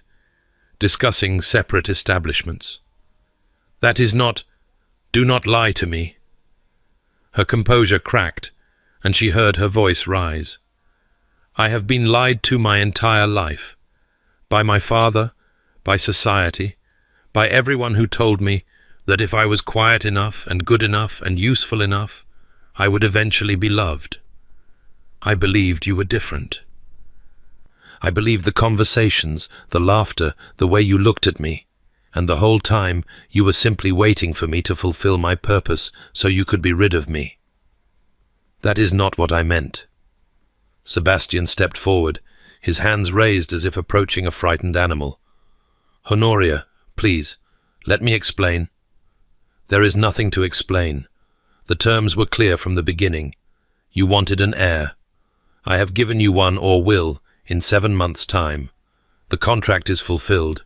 You are free to return to your cold, solitary existence, and I am free to... I was telling Hartley to cancel the arrangements. Honoria stopped. What? The separate establishment. Sebastian's voice was raw. I commissioned it before we married, when I still believed that separate lives were what I wanted. A house in the country where you could live independently, with your own income and servants, free from any obligation to be my wife in anything but name. It was supposed to be a gift proof that I would not trap you in a marriage you did not want. I don't understand. I was cancelling it. He moved closer, and she saw that his hands were trembling. Because I do not want separate lives anymore. Because the thought of you living in some distant house, raising our child without me, spending your days and nights alone while I do the same, it is intolerable. I cannot bear it. But you said the primary purpose. The primary purpose of my grandmother's demand was the succession, yes. But the primary purpose of our marriage, for me, stopped being about heirs weeks ago. His grey eyes searched her face, desperate and vulnerable in a way she had never seen. The primary purpose became you, talking to you, laughing with you, watching you destroy lesser minds in political debate and reorganize my entire household accounts in a single afternoon. I did not plan to feel this way. I fought against it with everything I had, but it did not matter. Honoria felt her heart hammering against her ribs. What are you saying? I am saying that I love you. The words came out hoarse, as if they had been torn from somewhere deep.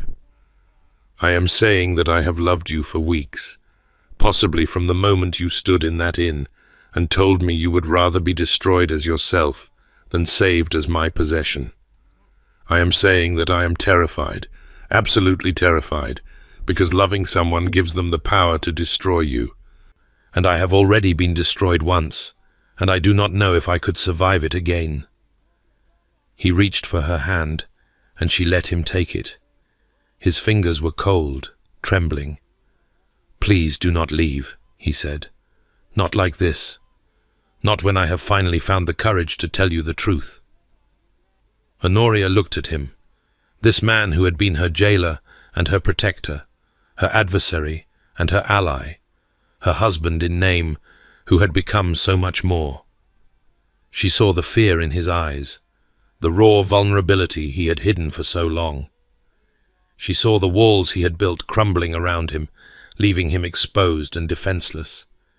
And she saw, finally, that he was telling the truth. But the fear was still there, her own fear, the terror of trusting someone who could hurt her. She had been invisible for so long. She had been used for so long. How could she be certain that this was different? How do I know? She whispered. How do I know this is real? You don't. Sebastian's voice cracked. That is the terrible truth of love. It asks you to leap without knowing if you will be caught. I cannot prove my feelings to you with documents or contracts.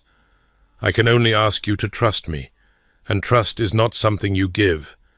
It is something I have to earn. And if I cannot trust, if the fear is too great, then I will wait. He lifted her hand to his lips, pressing a kiss to her knuckles. I will wait as long as it takes. I will earn your trust day by day, word by word, action by action, until the fear fades and only love remains. If it takes months, I will wait. If it takes years, I will wait. If it takes the rest of my life, I will... Honoria kissed him. It was not a gentle kiss. It was desperate and fierce and full of all the words she could not speak, the fear and the longing and the love that had been growing inside her, despite every attempt to suppress it. She kissed him like a woman drowning, and he responded in kind, his arms wrapping around her, pulling her close, holding her as if he would never let go. When they finally broke apart, both breathing hard, Sebastian rested his forehead against hers. "Does this mean you're staying?" Honoria laughed, a wet, shaky sound. "It means I am considering it. I will take considering." He pulled back enough to look at her, and she saw that his eyes were bright with unshed tears. "I love you, Honoria. I know I have not said it well, or often, or in any of the ways you deserve, but I love you. I love your stubbornness, and your intelligence, and your refusal to be anything less than exactly who you are. I love that you faked your own death rather than marry a man who would not see you. And I love that you gave me a chance to see you anyway. I love you too." The words came easier than she expected. "I have been fighting it for weeks, telling myself it was impossible, telling myself you could never feel the same. But I love you, Sebastian. Against all odds and all reason, I love you." He kissed her again, softer this time, full of promise rather than desperation. "Come downstairs," he said when they separated. "Have dinner with me. Let me tell you about the plans I've been making, not for separate lives, but for shared ones. For the nursery I've asked to be prepared next to our rooms. For the house in the country I thought we might visit together, so our children can run in fields instead of London streets. For all the years I want to spend arguing with you about politics and philosophy, and whether Wordsworth is actually any good." "He isn't," Honoria said. "He's maudlin and self-indulgent. See? This is why I love you. No one else would dare." She laughed, properly this time, and let him lead her out of the room and down the stairs and into the rest of their lives. But even as she walked beside him, her hand in his, a small voice in the back of her mind whispered that happiness this perfect could not last, that something would go wrong, that the other shoe would inevitably drop. She pushed the voice aside and focused on the warmth of Sebastian's fingers, intertwined with hers, the smile on his face, the future spreading out before them like an uncharted map. Whatever came next, they would face it together. The happiness lasted exactly 17 days. 17 days of shared breakfasts where Sebastian reached across the table to hold her hand. 17 days of walks in the garden where he told her his plans for their future with an enthusiasm she had never seen from him before. 17 days of falling asleep in his arms and waking to find him watching her with an expression that made her chest ache with its tenderness. On the 18th day, Lady Whitmore's ball changed everything. Honoria had been feeling unwell all afternoon. The morning sickness had expanded to encompass most of the day, leaving her pale and exhausted despite her best efforts to appear otherwise. Sebastian had offered to send their regrets, but she had insisted on attending. Lady Whitmore was one of society's most influential hostesses, and their appearance at her ball would cement Honoria's acceptance in the ton. She regretted the decision almost immediately upon arriving. The ballroom was stifling, overcrowded with bodies and blazing with too many candles. The smell of perfume and perspiration turned Honoria's already delicate stomach. She clung to Sebastian's arm and tried to focus on breathing, on smiling, on being the Duchess she was supposed to be. "You look pale," Sebastian murmured, his lips close to her ear. "We should leave." "Not yet. Just give me a moment." But the moment stretched into minutes, and the minutes brought no relief. The room seemed to spin around her, faces blurring into a carousel of powdered cheeks and artificial smiles. She heard her name being called from somewhere distant and could not summon the strength to respond. Then she saw him, a man she did not recognize, tall, fair-haired, with the kind of blandly handsome face that populated half the ballrooms in London. He was watching her from across the room with an intensity that cut through her fog of nausea like a blade. When their eyes met, he smiled. It was not a pleasant smile. He began moving toward them, cutting through the crowd with purpose. Honoria felt Sebastian stiffen beside her, felt his hand tighten on her arm. "Who is that?" she asked. "Reginald Ashworth." Sebastian's voice had gone cold in a way she had not heard since Saltmere. "My cousin. My heir, until recently." The man reached them before Honoria could respond. Up close, she could see the resemblance to Sebastian, the same aristocratic bone structure, the same height and build. But where Sebastian's coldness was armor against a world that had wounded him, this man's smile held something altogether different, something predatory. "Cousin." Reginald's voice was smooth, pleasant, utterly insincere. "How delightful to see you. And this must be the famous Duchess, the dead woman walking. Society has talked of little else for weeks." "Reginald." Sebastian's tone could have frozen the Thames. "I was not aware you had returned from the continent. I arrived yesterday, could not miss the opportunity to meet my new cousin by marriage." Reginald's pale eyes swept over Honoria with an appreciation that made her skin crawl. "The portraits do not do you justice, Your Grace. You are far lovelier in person. Though I understand you had some adventures before settling into matrimony." "I had an accident," Honoria said, "as I'm sure you've heard." "Indeed. A most convenient accident from what I understand. Lost your memory, wandered the countryside, and somehow ended up in a remote fishing village doing bookkeeping. Quite the tale." His smile widened. "One might almost think it was too extraordinary to be believed." Sebastian stepped forward, putting himself between Honoria and his cousin. "If you have something to say, Reginald, say it plainly. I am merely observing that your bride's story is unusual, and that unusual stories tend to unravel under scrutiny." Reginald's eyes never left Honoria's face. "I wonder what a thorough investigation might reveal. The farmer who supposedly rescued her, for instance. Has anyone actually spoken to him?" "The farmer's family relocated," Honoria said, surprised by how steady her voice emerged, "as was explained at the time." "How convenient. Just as it was convenient that your body was never recovered from the lake. Just as it was convenient that you reappeared mere weeks before my cousin would have been required to look elsewhere for an heir." Reginald shook his head with mock sympathy. "I mean no offence, of course. I am sure everything happened exactly as you claim. But you must understand, as the man who stood to inherit the dukedom, I have a personal interest in ensuring the succession is legitimate." The implication hung in the air like poison. Honoria felt the blood drain from her face. "You go too far," Sebastian said, his voice deadly quiet.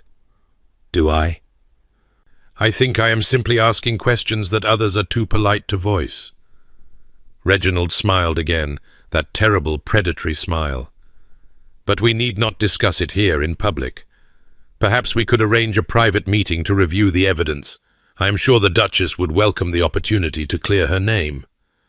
"The Duchess's name requires no clearing, and if you approach her again with these insinuations, you will answer to me."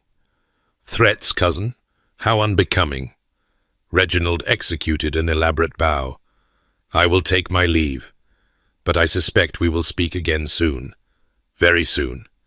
He melted back into the crowd, leaving Honoria trembling on Sebastian's arm. "We need to leave," Sebastian said. "Now." Honoria did not argue. The carriage ride home was silent, thick with tension and unspoken fears. Sebastian held her hand but did not speak. His jaw set in a hard line, his eyes fixed on some point beyond the carriage window. Honoria watched him and felt the fragile happiness of the past weeks crumbling around her. Reginald knew, or suspected, which was almost worse. A suspicion could be investigated, pursued, eventually confirmed. And if he found proof, if he discovered the truth about her faked death, everything would fall apart. Not just her reputation, but Sebastian's. Not just their marriage, but the succession. If she was exposed as a fraud, their child would be tainted by the scandal. The dukedom itself might be called into question. She had thought she was protecting herself when she staged her death.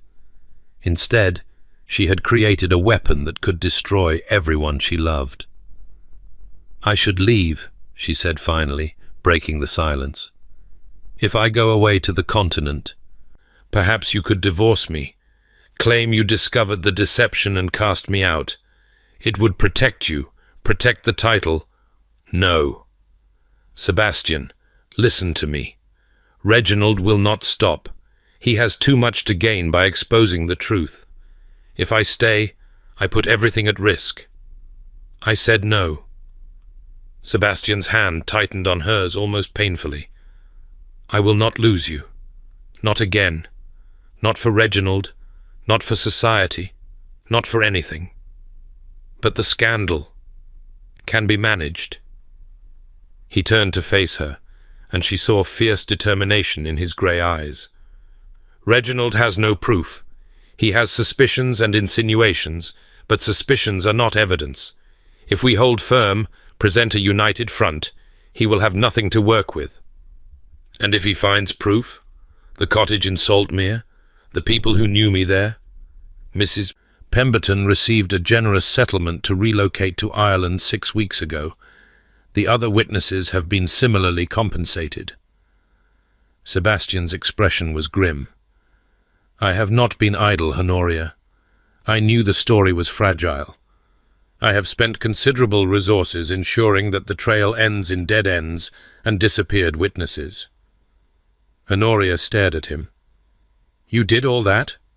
Without telling me?" "I did not want to worry you, and I hoped it would never become necessary."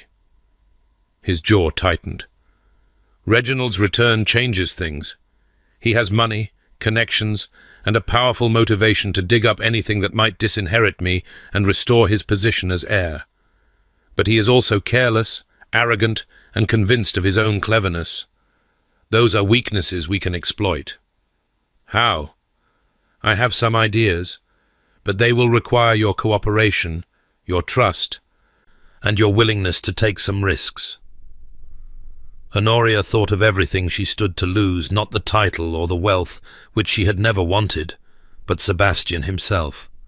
The life they were building together, the child growing inside her, who deserved parents who loved each other, a family that was whole and secure. "Tell me what you need me to do," she said. The plan was elegant in its simplicity. Reginald believed Honoria was hiding something, and he was right. But the key to defeating him was not to hide better, it was to give him something else to find. Something that would discredit his investigation and make him look like a vindictive fool pursuing a baseless vendetta. Sebastian's solicitor, it turned out, was far more than a mere lawyer. He had connections in certain circles, investigators, information brokers, people who knew how to create paper trails as easily as they could erase them. Within 2 weeks, a new story had been carefully constructed. Evidence that Reginald had bribed servants for false testimony. Documents suggesting he had paid a man to impersonate the farmer from Honoria's story, hoping to claim the rescue never happened. Letters forged, of course, but expertly, in which Reginald discussed his plans to fabricate a scandal and steal the dukedom. "It is not strictly legal," Sebastian admitted when he showed her the evidence, "and it will not hold up to serious scrutiny. But it does not need to. It only needs to create enough doubt to poison any accusation Reginald might make. If he comes forward with claims about your past, we will respond with claims about his conspiracy. The ton will not know who to believe, and when the ton is confused, they tend to side with whoever has more power and better breeding. Which is you? Which is us?" He took her hands in his. "This is a gamble, Honoria. If Reginald is smarter than I think, if he has resources I do not know about, it could backfire. But I believe it is our best chance, and I will not make this decision without you." Honoria considered. The plan was dangerous, morally questionable, and relied on a level of deception that made her uncomfortable. But it was also clever, practical, and born of a desperate desire to protect what they had built together. "Do it," she said, "whatever it takes to keep our family safe." The confrontation came 3 weeks later at a dinner party hosted by the Duke of Clarence. Reginald had been busy in the intervening weeks. Honoria had heard rumours of his investigations, his pointed questions about her past, his none too subtle implications in drawing rooms across London. Society was beginning to whisper again, the delicious scandal of her resurrection overshadowed by darker speculation about what she might truly be hiding. But Sebastian had been busy too. When Reginald approached them at the Clarence dinner, his smile was sharper than before, his confidence radiating from every pore. He had found something, Honoria realized, or thought he had. Cousin's wife. He made the title sound like an insult. "I trust you have been well?" "Well enough," Sebastian said. "Though I understand you have been making yourself a nuisance in our absence. I prefer to think of it as seeking the truth." Reginald's pale eyes glittered. "And I have been quite successful, as it happens. I have uncovered some fascinating details about Her Grace's mysterious disappearance, details that I think society would find most illuminating." "Have you indeed?" "I have witnesses who will swear that no farmer's son pulled her from any lake. I have testimony from innkeepers who remember a young woman matching her description, travelling alone under a false name months before her supposed accident." Reginald's smile widened. "I have, in short, proof that the Duchess of Thornbury staged her own death and deceived all of London. Imagine what the scandal sheets will make of that." Around them, the dinner guests had gone quiet. Honoria could feel dozens of eyes turning toward them, ears straining to catch every word. Her heart hammered against her ribs, but she kept her expression serene. "That is a serious accusation," Sebastian said, his voice carrying easily through the silent room. "I hope you have evidence to support it. False accusations against a duchess carry significant consequences." "I have evidence. Plenty of evidence." "Then you will have no objection to sharing it." Sebastian raised his voice slightly, ensuring everyone in the room could hear. "In fact, I insist that you share it. Here, now. Let us examine this evidence together and see if it withstands scrutiny." Reginald's smile flickered. "I hardly think a dinner party is the appropriate venue. On the contrary, I think it is the perfect venue. You have spent weeks spreading innuendo and suspicion about my wife. You have damaged her reputation with whispers and implications. Now you claim to have proof." Sebastian's expression was cold, implacable. "Produce it. Let everyone see the quality of your evidence, unless, of course, you are afraid it will not survive examination." The room held its breath. Honoria watched Reginald's face, watched the calculation flickering behind his eyes. He had expected Sebastian to retreat, to negotiate, to offer terms in exchange for silence. He had not expected a direct challenge. "Very well." Reginald reached into his coat and produced a sheaf of papers. Statements from witnesses, letters, a detailed account of Her Grace's movements during the months of her supposed memory loss. All of it points to deliberate deception. Sebastian took the papers and examined them with apparent interest. After a moment he laughed. It was a cold, cutting sound that made Honoria's blood run cold, not because it was directed at her, but because she recognized it as a weapon. "This is your evidence? Statements from a man who has been in debtor's prison twice in the past year, bought for what? £20? 30? Letters in a handwriting that bears no resemblance to my wife's or anyone in her household? A detailed account compiled by an investigator who, as it happens, has been dismissed from 3 previous positions for fabricating evidence?" Reginald paled. "I do not know what you—" "I know exactly what I am talking about." Sebastian's voice was deadly. "I know because I have been conducting my own investigation.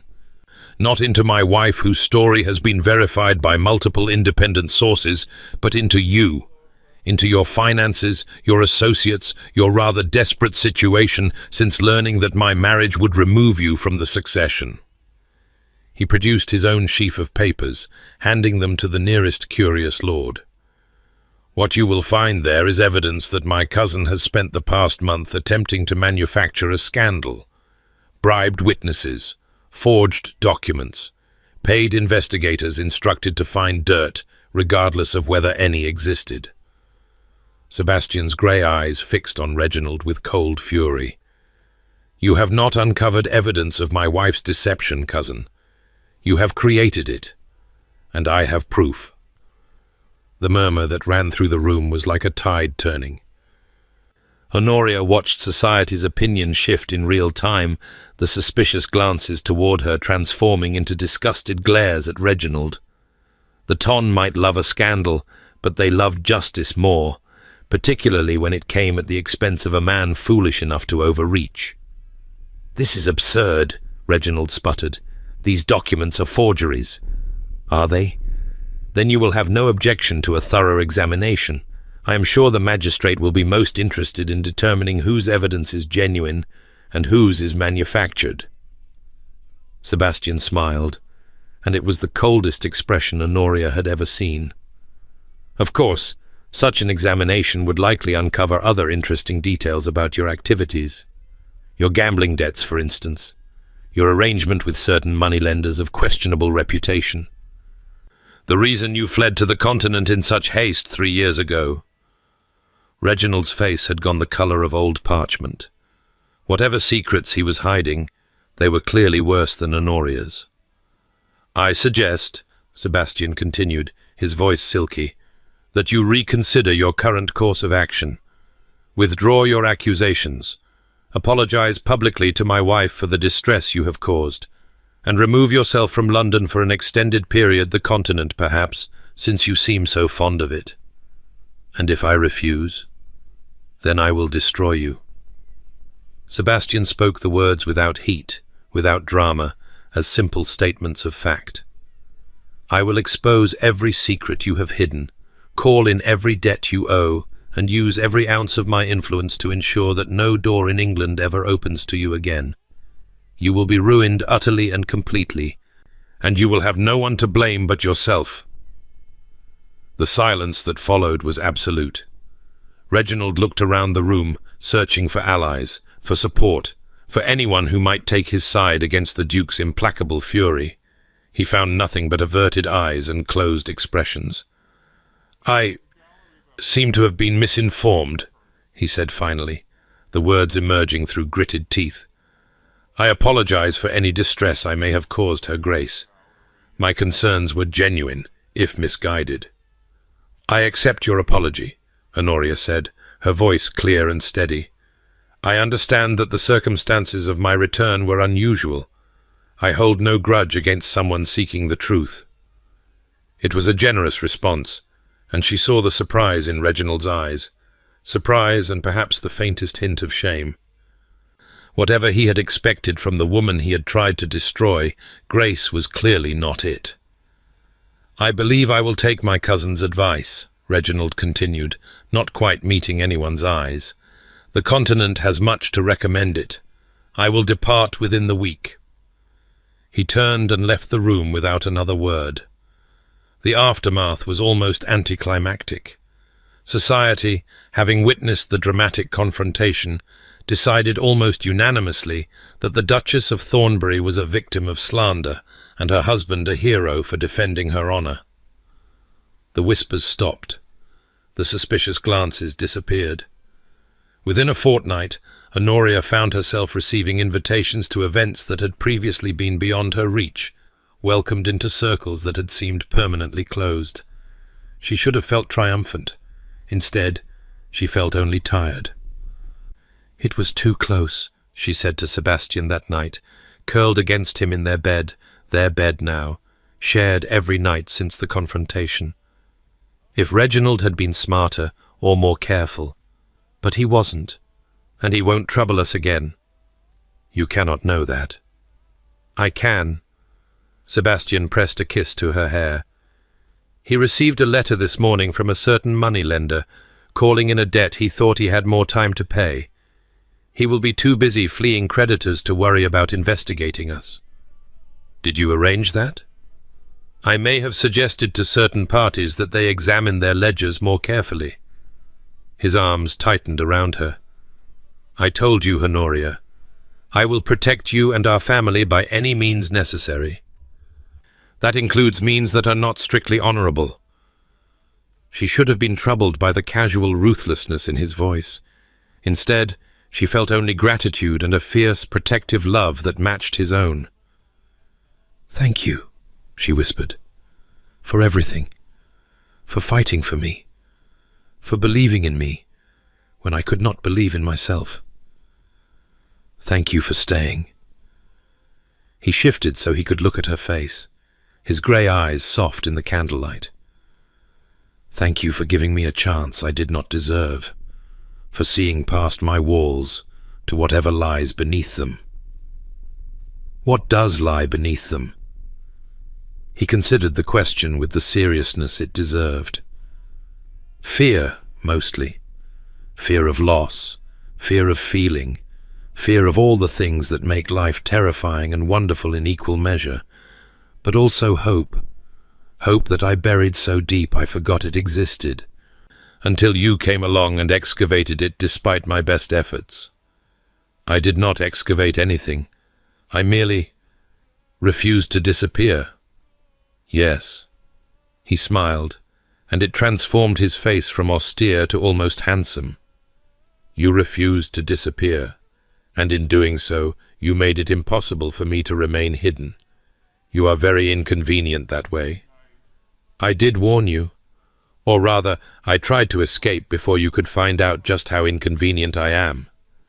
And instead I found you in a fishing village, defying me with your chin raised and your eyes blazing, and I thought— He paused, shaking his head. I thought, there is someone who will never let me retreat into my cold solitude, someone who will force me to feel, whether I want to or not. Was that a good thought or a bad thought? Terrifying, exhilarating, both at once. He kissed her, soft and slow. I did not know then that I would fall in love with you. I only knew that you were different from everyone I had ever met. And different, I have learned, is exactly what I needed. The baby came in spring, on a night when rain lashed the windows and thunder rolled across London like divine commentary. Honoria laboured for 16 hours, surrounded by midwives and physicians, while Sebastian wore a groove in the floor of the hallway outside. She had forbidden him from the birthing room, not because she did not want him there, but because she knew his presence would make her too aware of his fear. He needed to pace and worry in private. She needed to focus on the task at hand.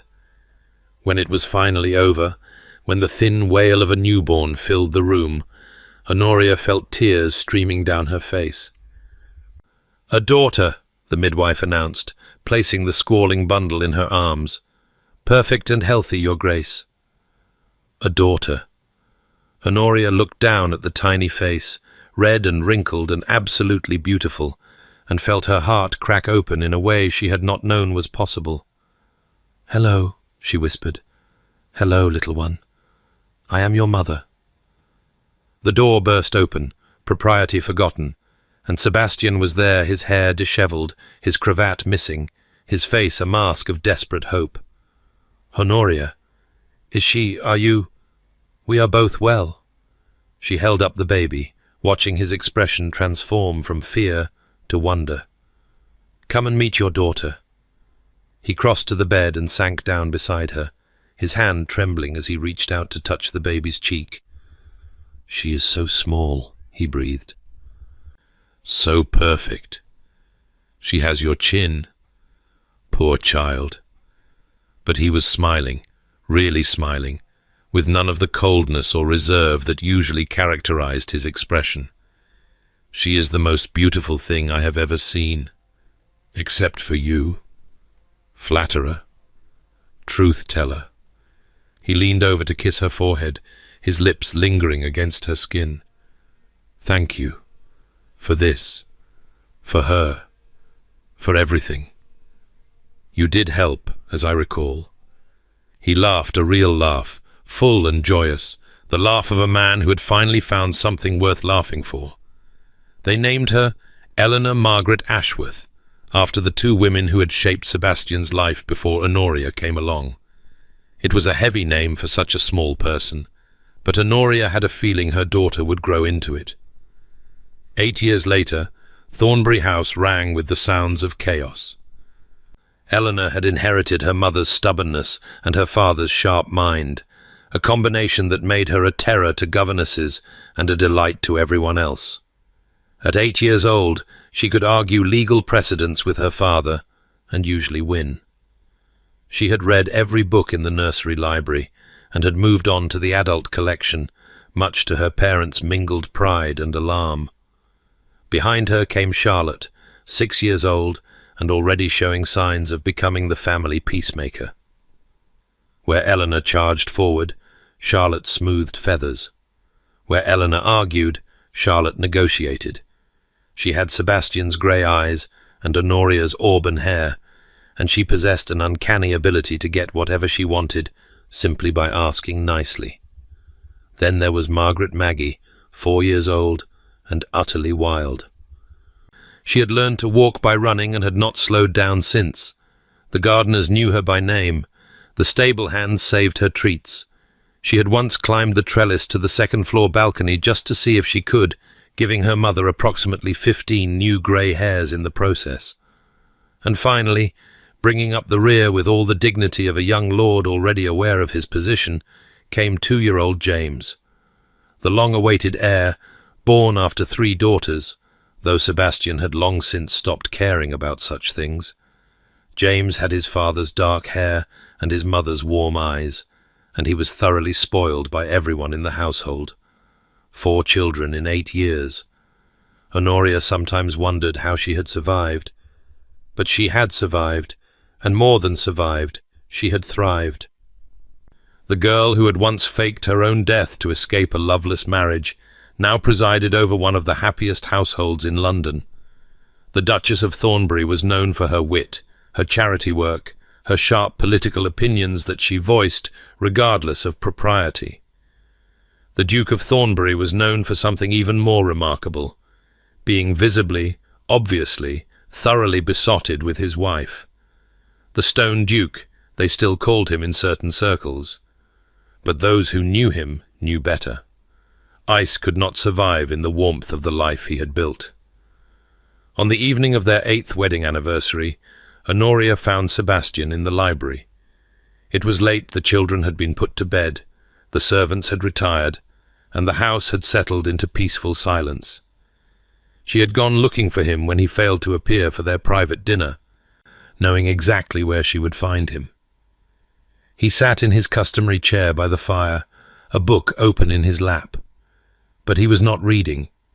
He was staring into the flames, his expression distant, lost in whatever thoughts occupied him. "You missed dinner," she said from the doorway. He looked up, and his face transformed with a smile that still made her heart flutter after all these years. "Did I? I apologize. I was thinking." "Dangerous habit." She crossed to him, and he immediately shifted to make room for her in the chair, a tight fit, but they had long since perfected the art of sharing it.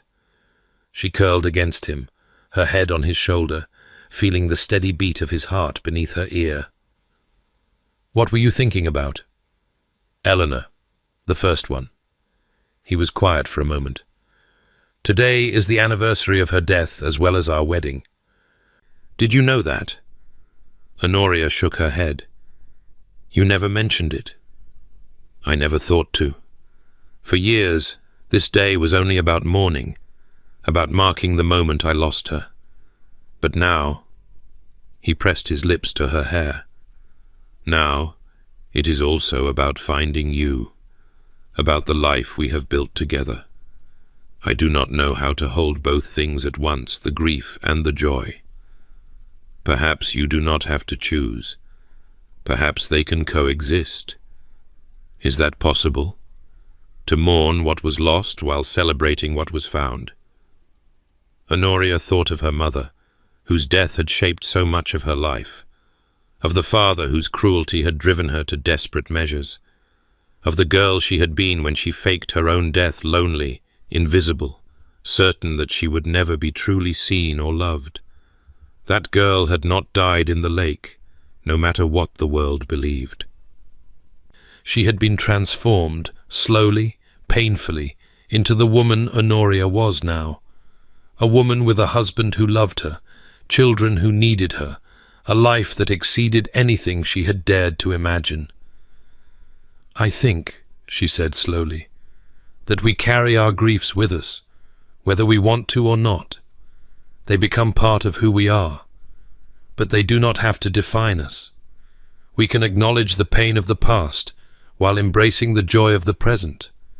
We can honor what we lost by living fully, loving completely, refusing to let fear steal the happiness that is ours for the taking." Sebastian was quiet for a long moment. Then he tilted her chin up and kissed her, soft and sweet, and full of all the words he could not speak. "When did you become so wise?" he murmured against her lips. "I married a man who forced me to confront my fears. Wisdom was a necessary survival mechanism." He laughed, and the sound of it, free, unguarded, genuine, was the most beautiful thing she had ever heard. "I love you," he said. "Have I mentioned that today?" "Only 7 or 8 times. I was beginning to feel neglected. Unacceptable. I love you. I love your stubbornness and your intelligence and your complete inability to suffer fools. I love that you argue with me about politics at breakfast and philosophy at dinner. I love that you have given me 4 children who are exactly as difficult as you promised they would be. I love that you faked your own death rather than marry a man who would not see you, and I love that you gave me the chance to see you anyway. I love you too." She traced the lines of his face, the silver streaking his dark hair, the crinkles at the corners of his eyes that had deepened with years of smiling. "I love that you learned to laugh again. I love that you let down your walls, even when it terrified you. I love that you fought for me when everyone else saw me as disposable. I love that you wake me every morning with the same ridiculous words. They are not ridiculous. They are traditional. They are absurd. They are ours." He kissed her again, deeper this time, with intent. "Come to bed, wife. It is our anniversary, and I intend to celebrate it properly. The servants are asleep or discreet, and I am the Duke of Thornbury. I may do as I please in my own house." Honoria laughed and let him pull her up from the chair, let him lead her through the darkened corridors to the bedroom they had shared for 8 years. The blue suite had been transformed over time, her books mingled with his on the shelves, her presence evident in every corner, the space no longer impersonal, but thoroughly, completely theirs. Later, much later, when the candles had burned low and they lay tangled together in the aftermath of celebration, Sebastian spoke again. "I never thanked you properly." "For what?" "For dying." He smiled at her expression of confusion. "For faking your death, I mean. For being brave enough or desperate enough to run. If you had not, I would have married a stranger. I would have continued my cold, solitary existence, convinced that feeling nothing was safer than risking everything. I would have missed this. This? All of it. You. Our children. This life we have built." He pulled her closer, his arms tight around her. "I spent 10 years building walls to keep out the world. You climbed over them, tunneled under them, and eventually battered them down completely. I should be furious. Instead, I am grateful beyond words." Honoria thought of the girl she had been drowning not in a lake, but in expectations, in obligation, in the certainty that she would never be more than a pawn in someone else's game. That girl had taken a desperate gamble, risking everything on the chance that freedom might be worth the price. She had not found freedom exactly. She had found something better, something she had not known existed until Sebastian stormed into her makeshift life and refused to let her disappear. She had found home. "Rise and shine, wife," she murmured, echoing the words he said every morning, the words that had begun as a taunt and become an endearment. Sebastian's arms tightened around her. "Not yet. It is still night. Then we shall rise and shine tomorrow, and the day after that, and every day after that, until we are old and grey and our grandchildren are scandalized by our behavior. I look forward to scandalizing grandchildren." He kissed her hair, her forehead, her lips. "I look forward to everything, with you." Outside the window, the first light of dawn was beginning to touch the horizon, painting the sky in shades of rose and gold. A new day approaching, as new days always did, full of possibility, full of promise, full of all the ordinary, extraordinary moments that made up a life. Honoria closed her eyes and let sleep claim her, safe in her husband's arms, dreaming of nothing at all. Because when you wake up happy, you do not need to dream.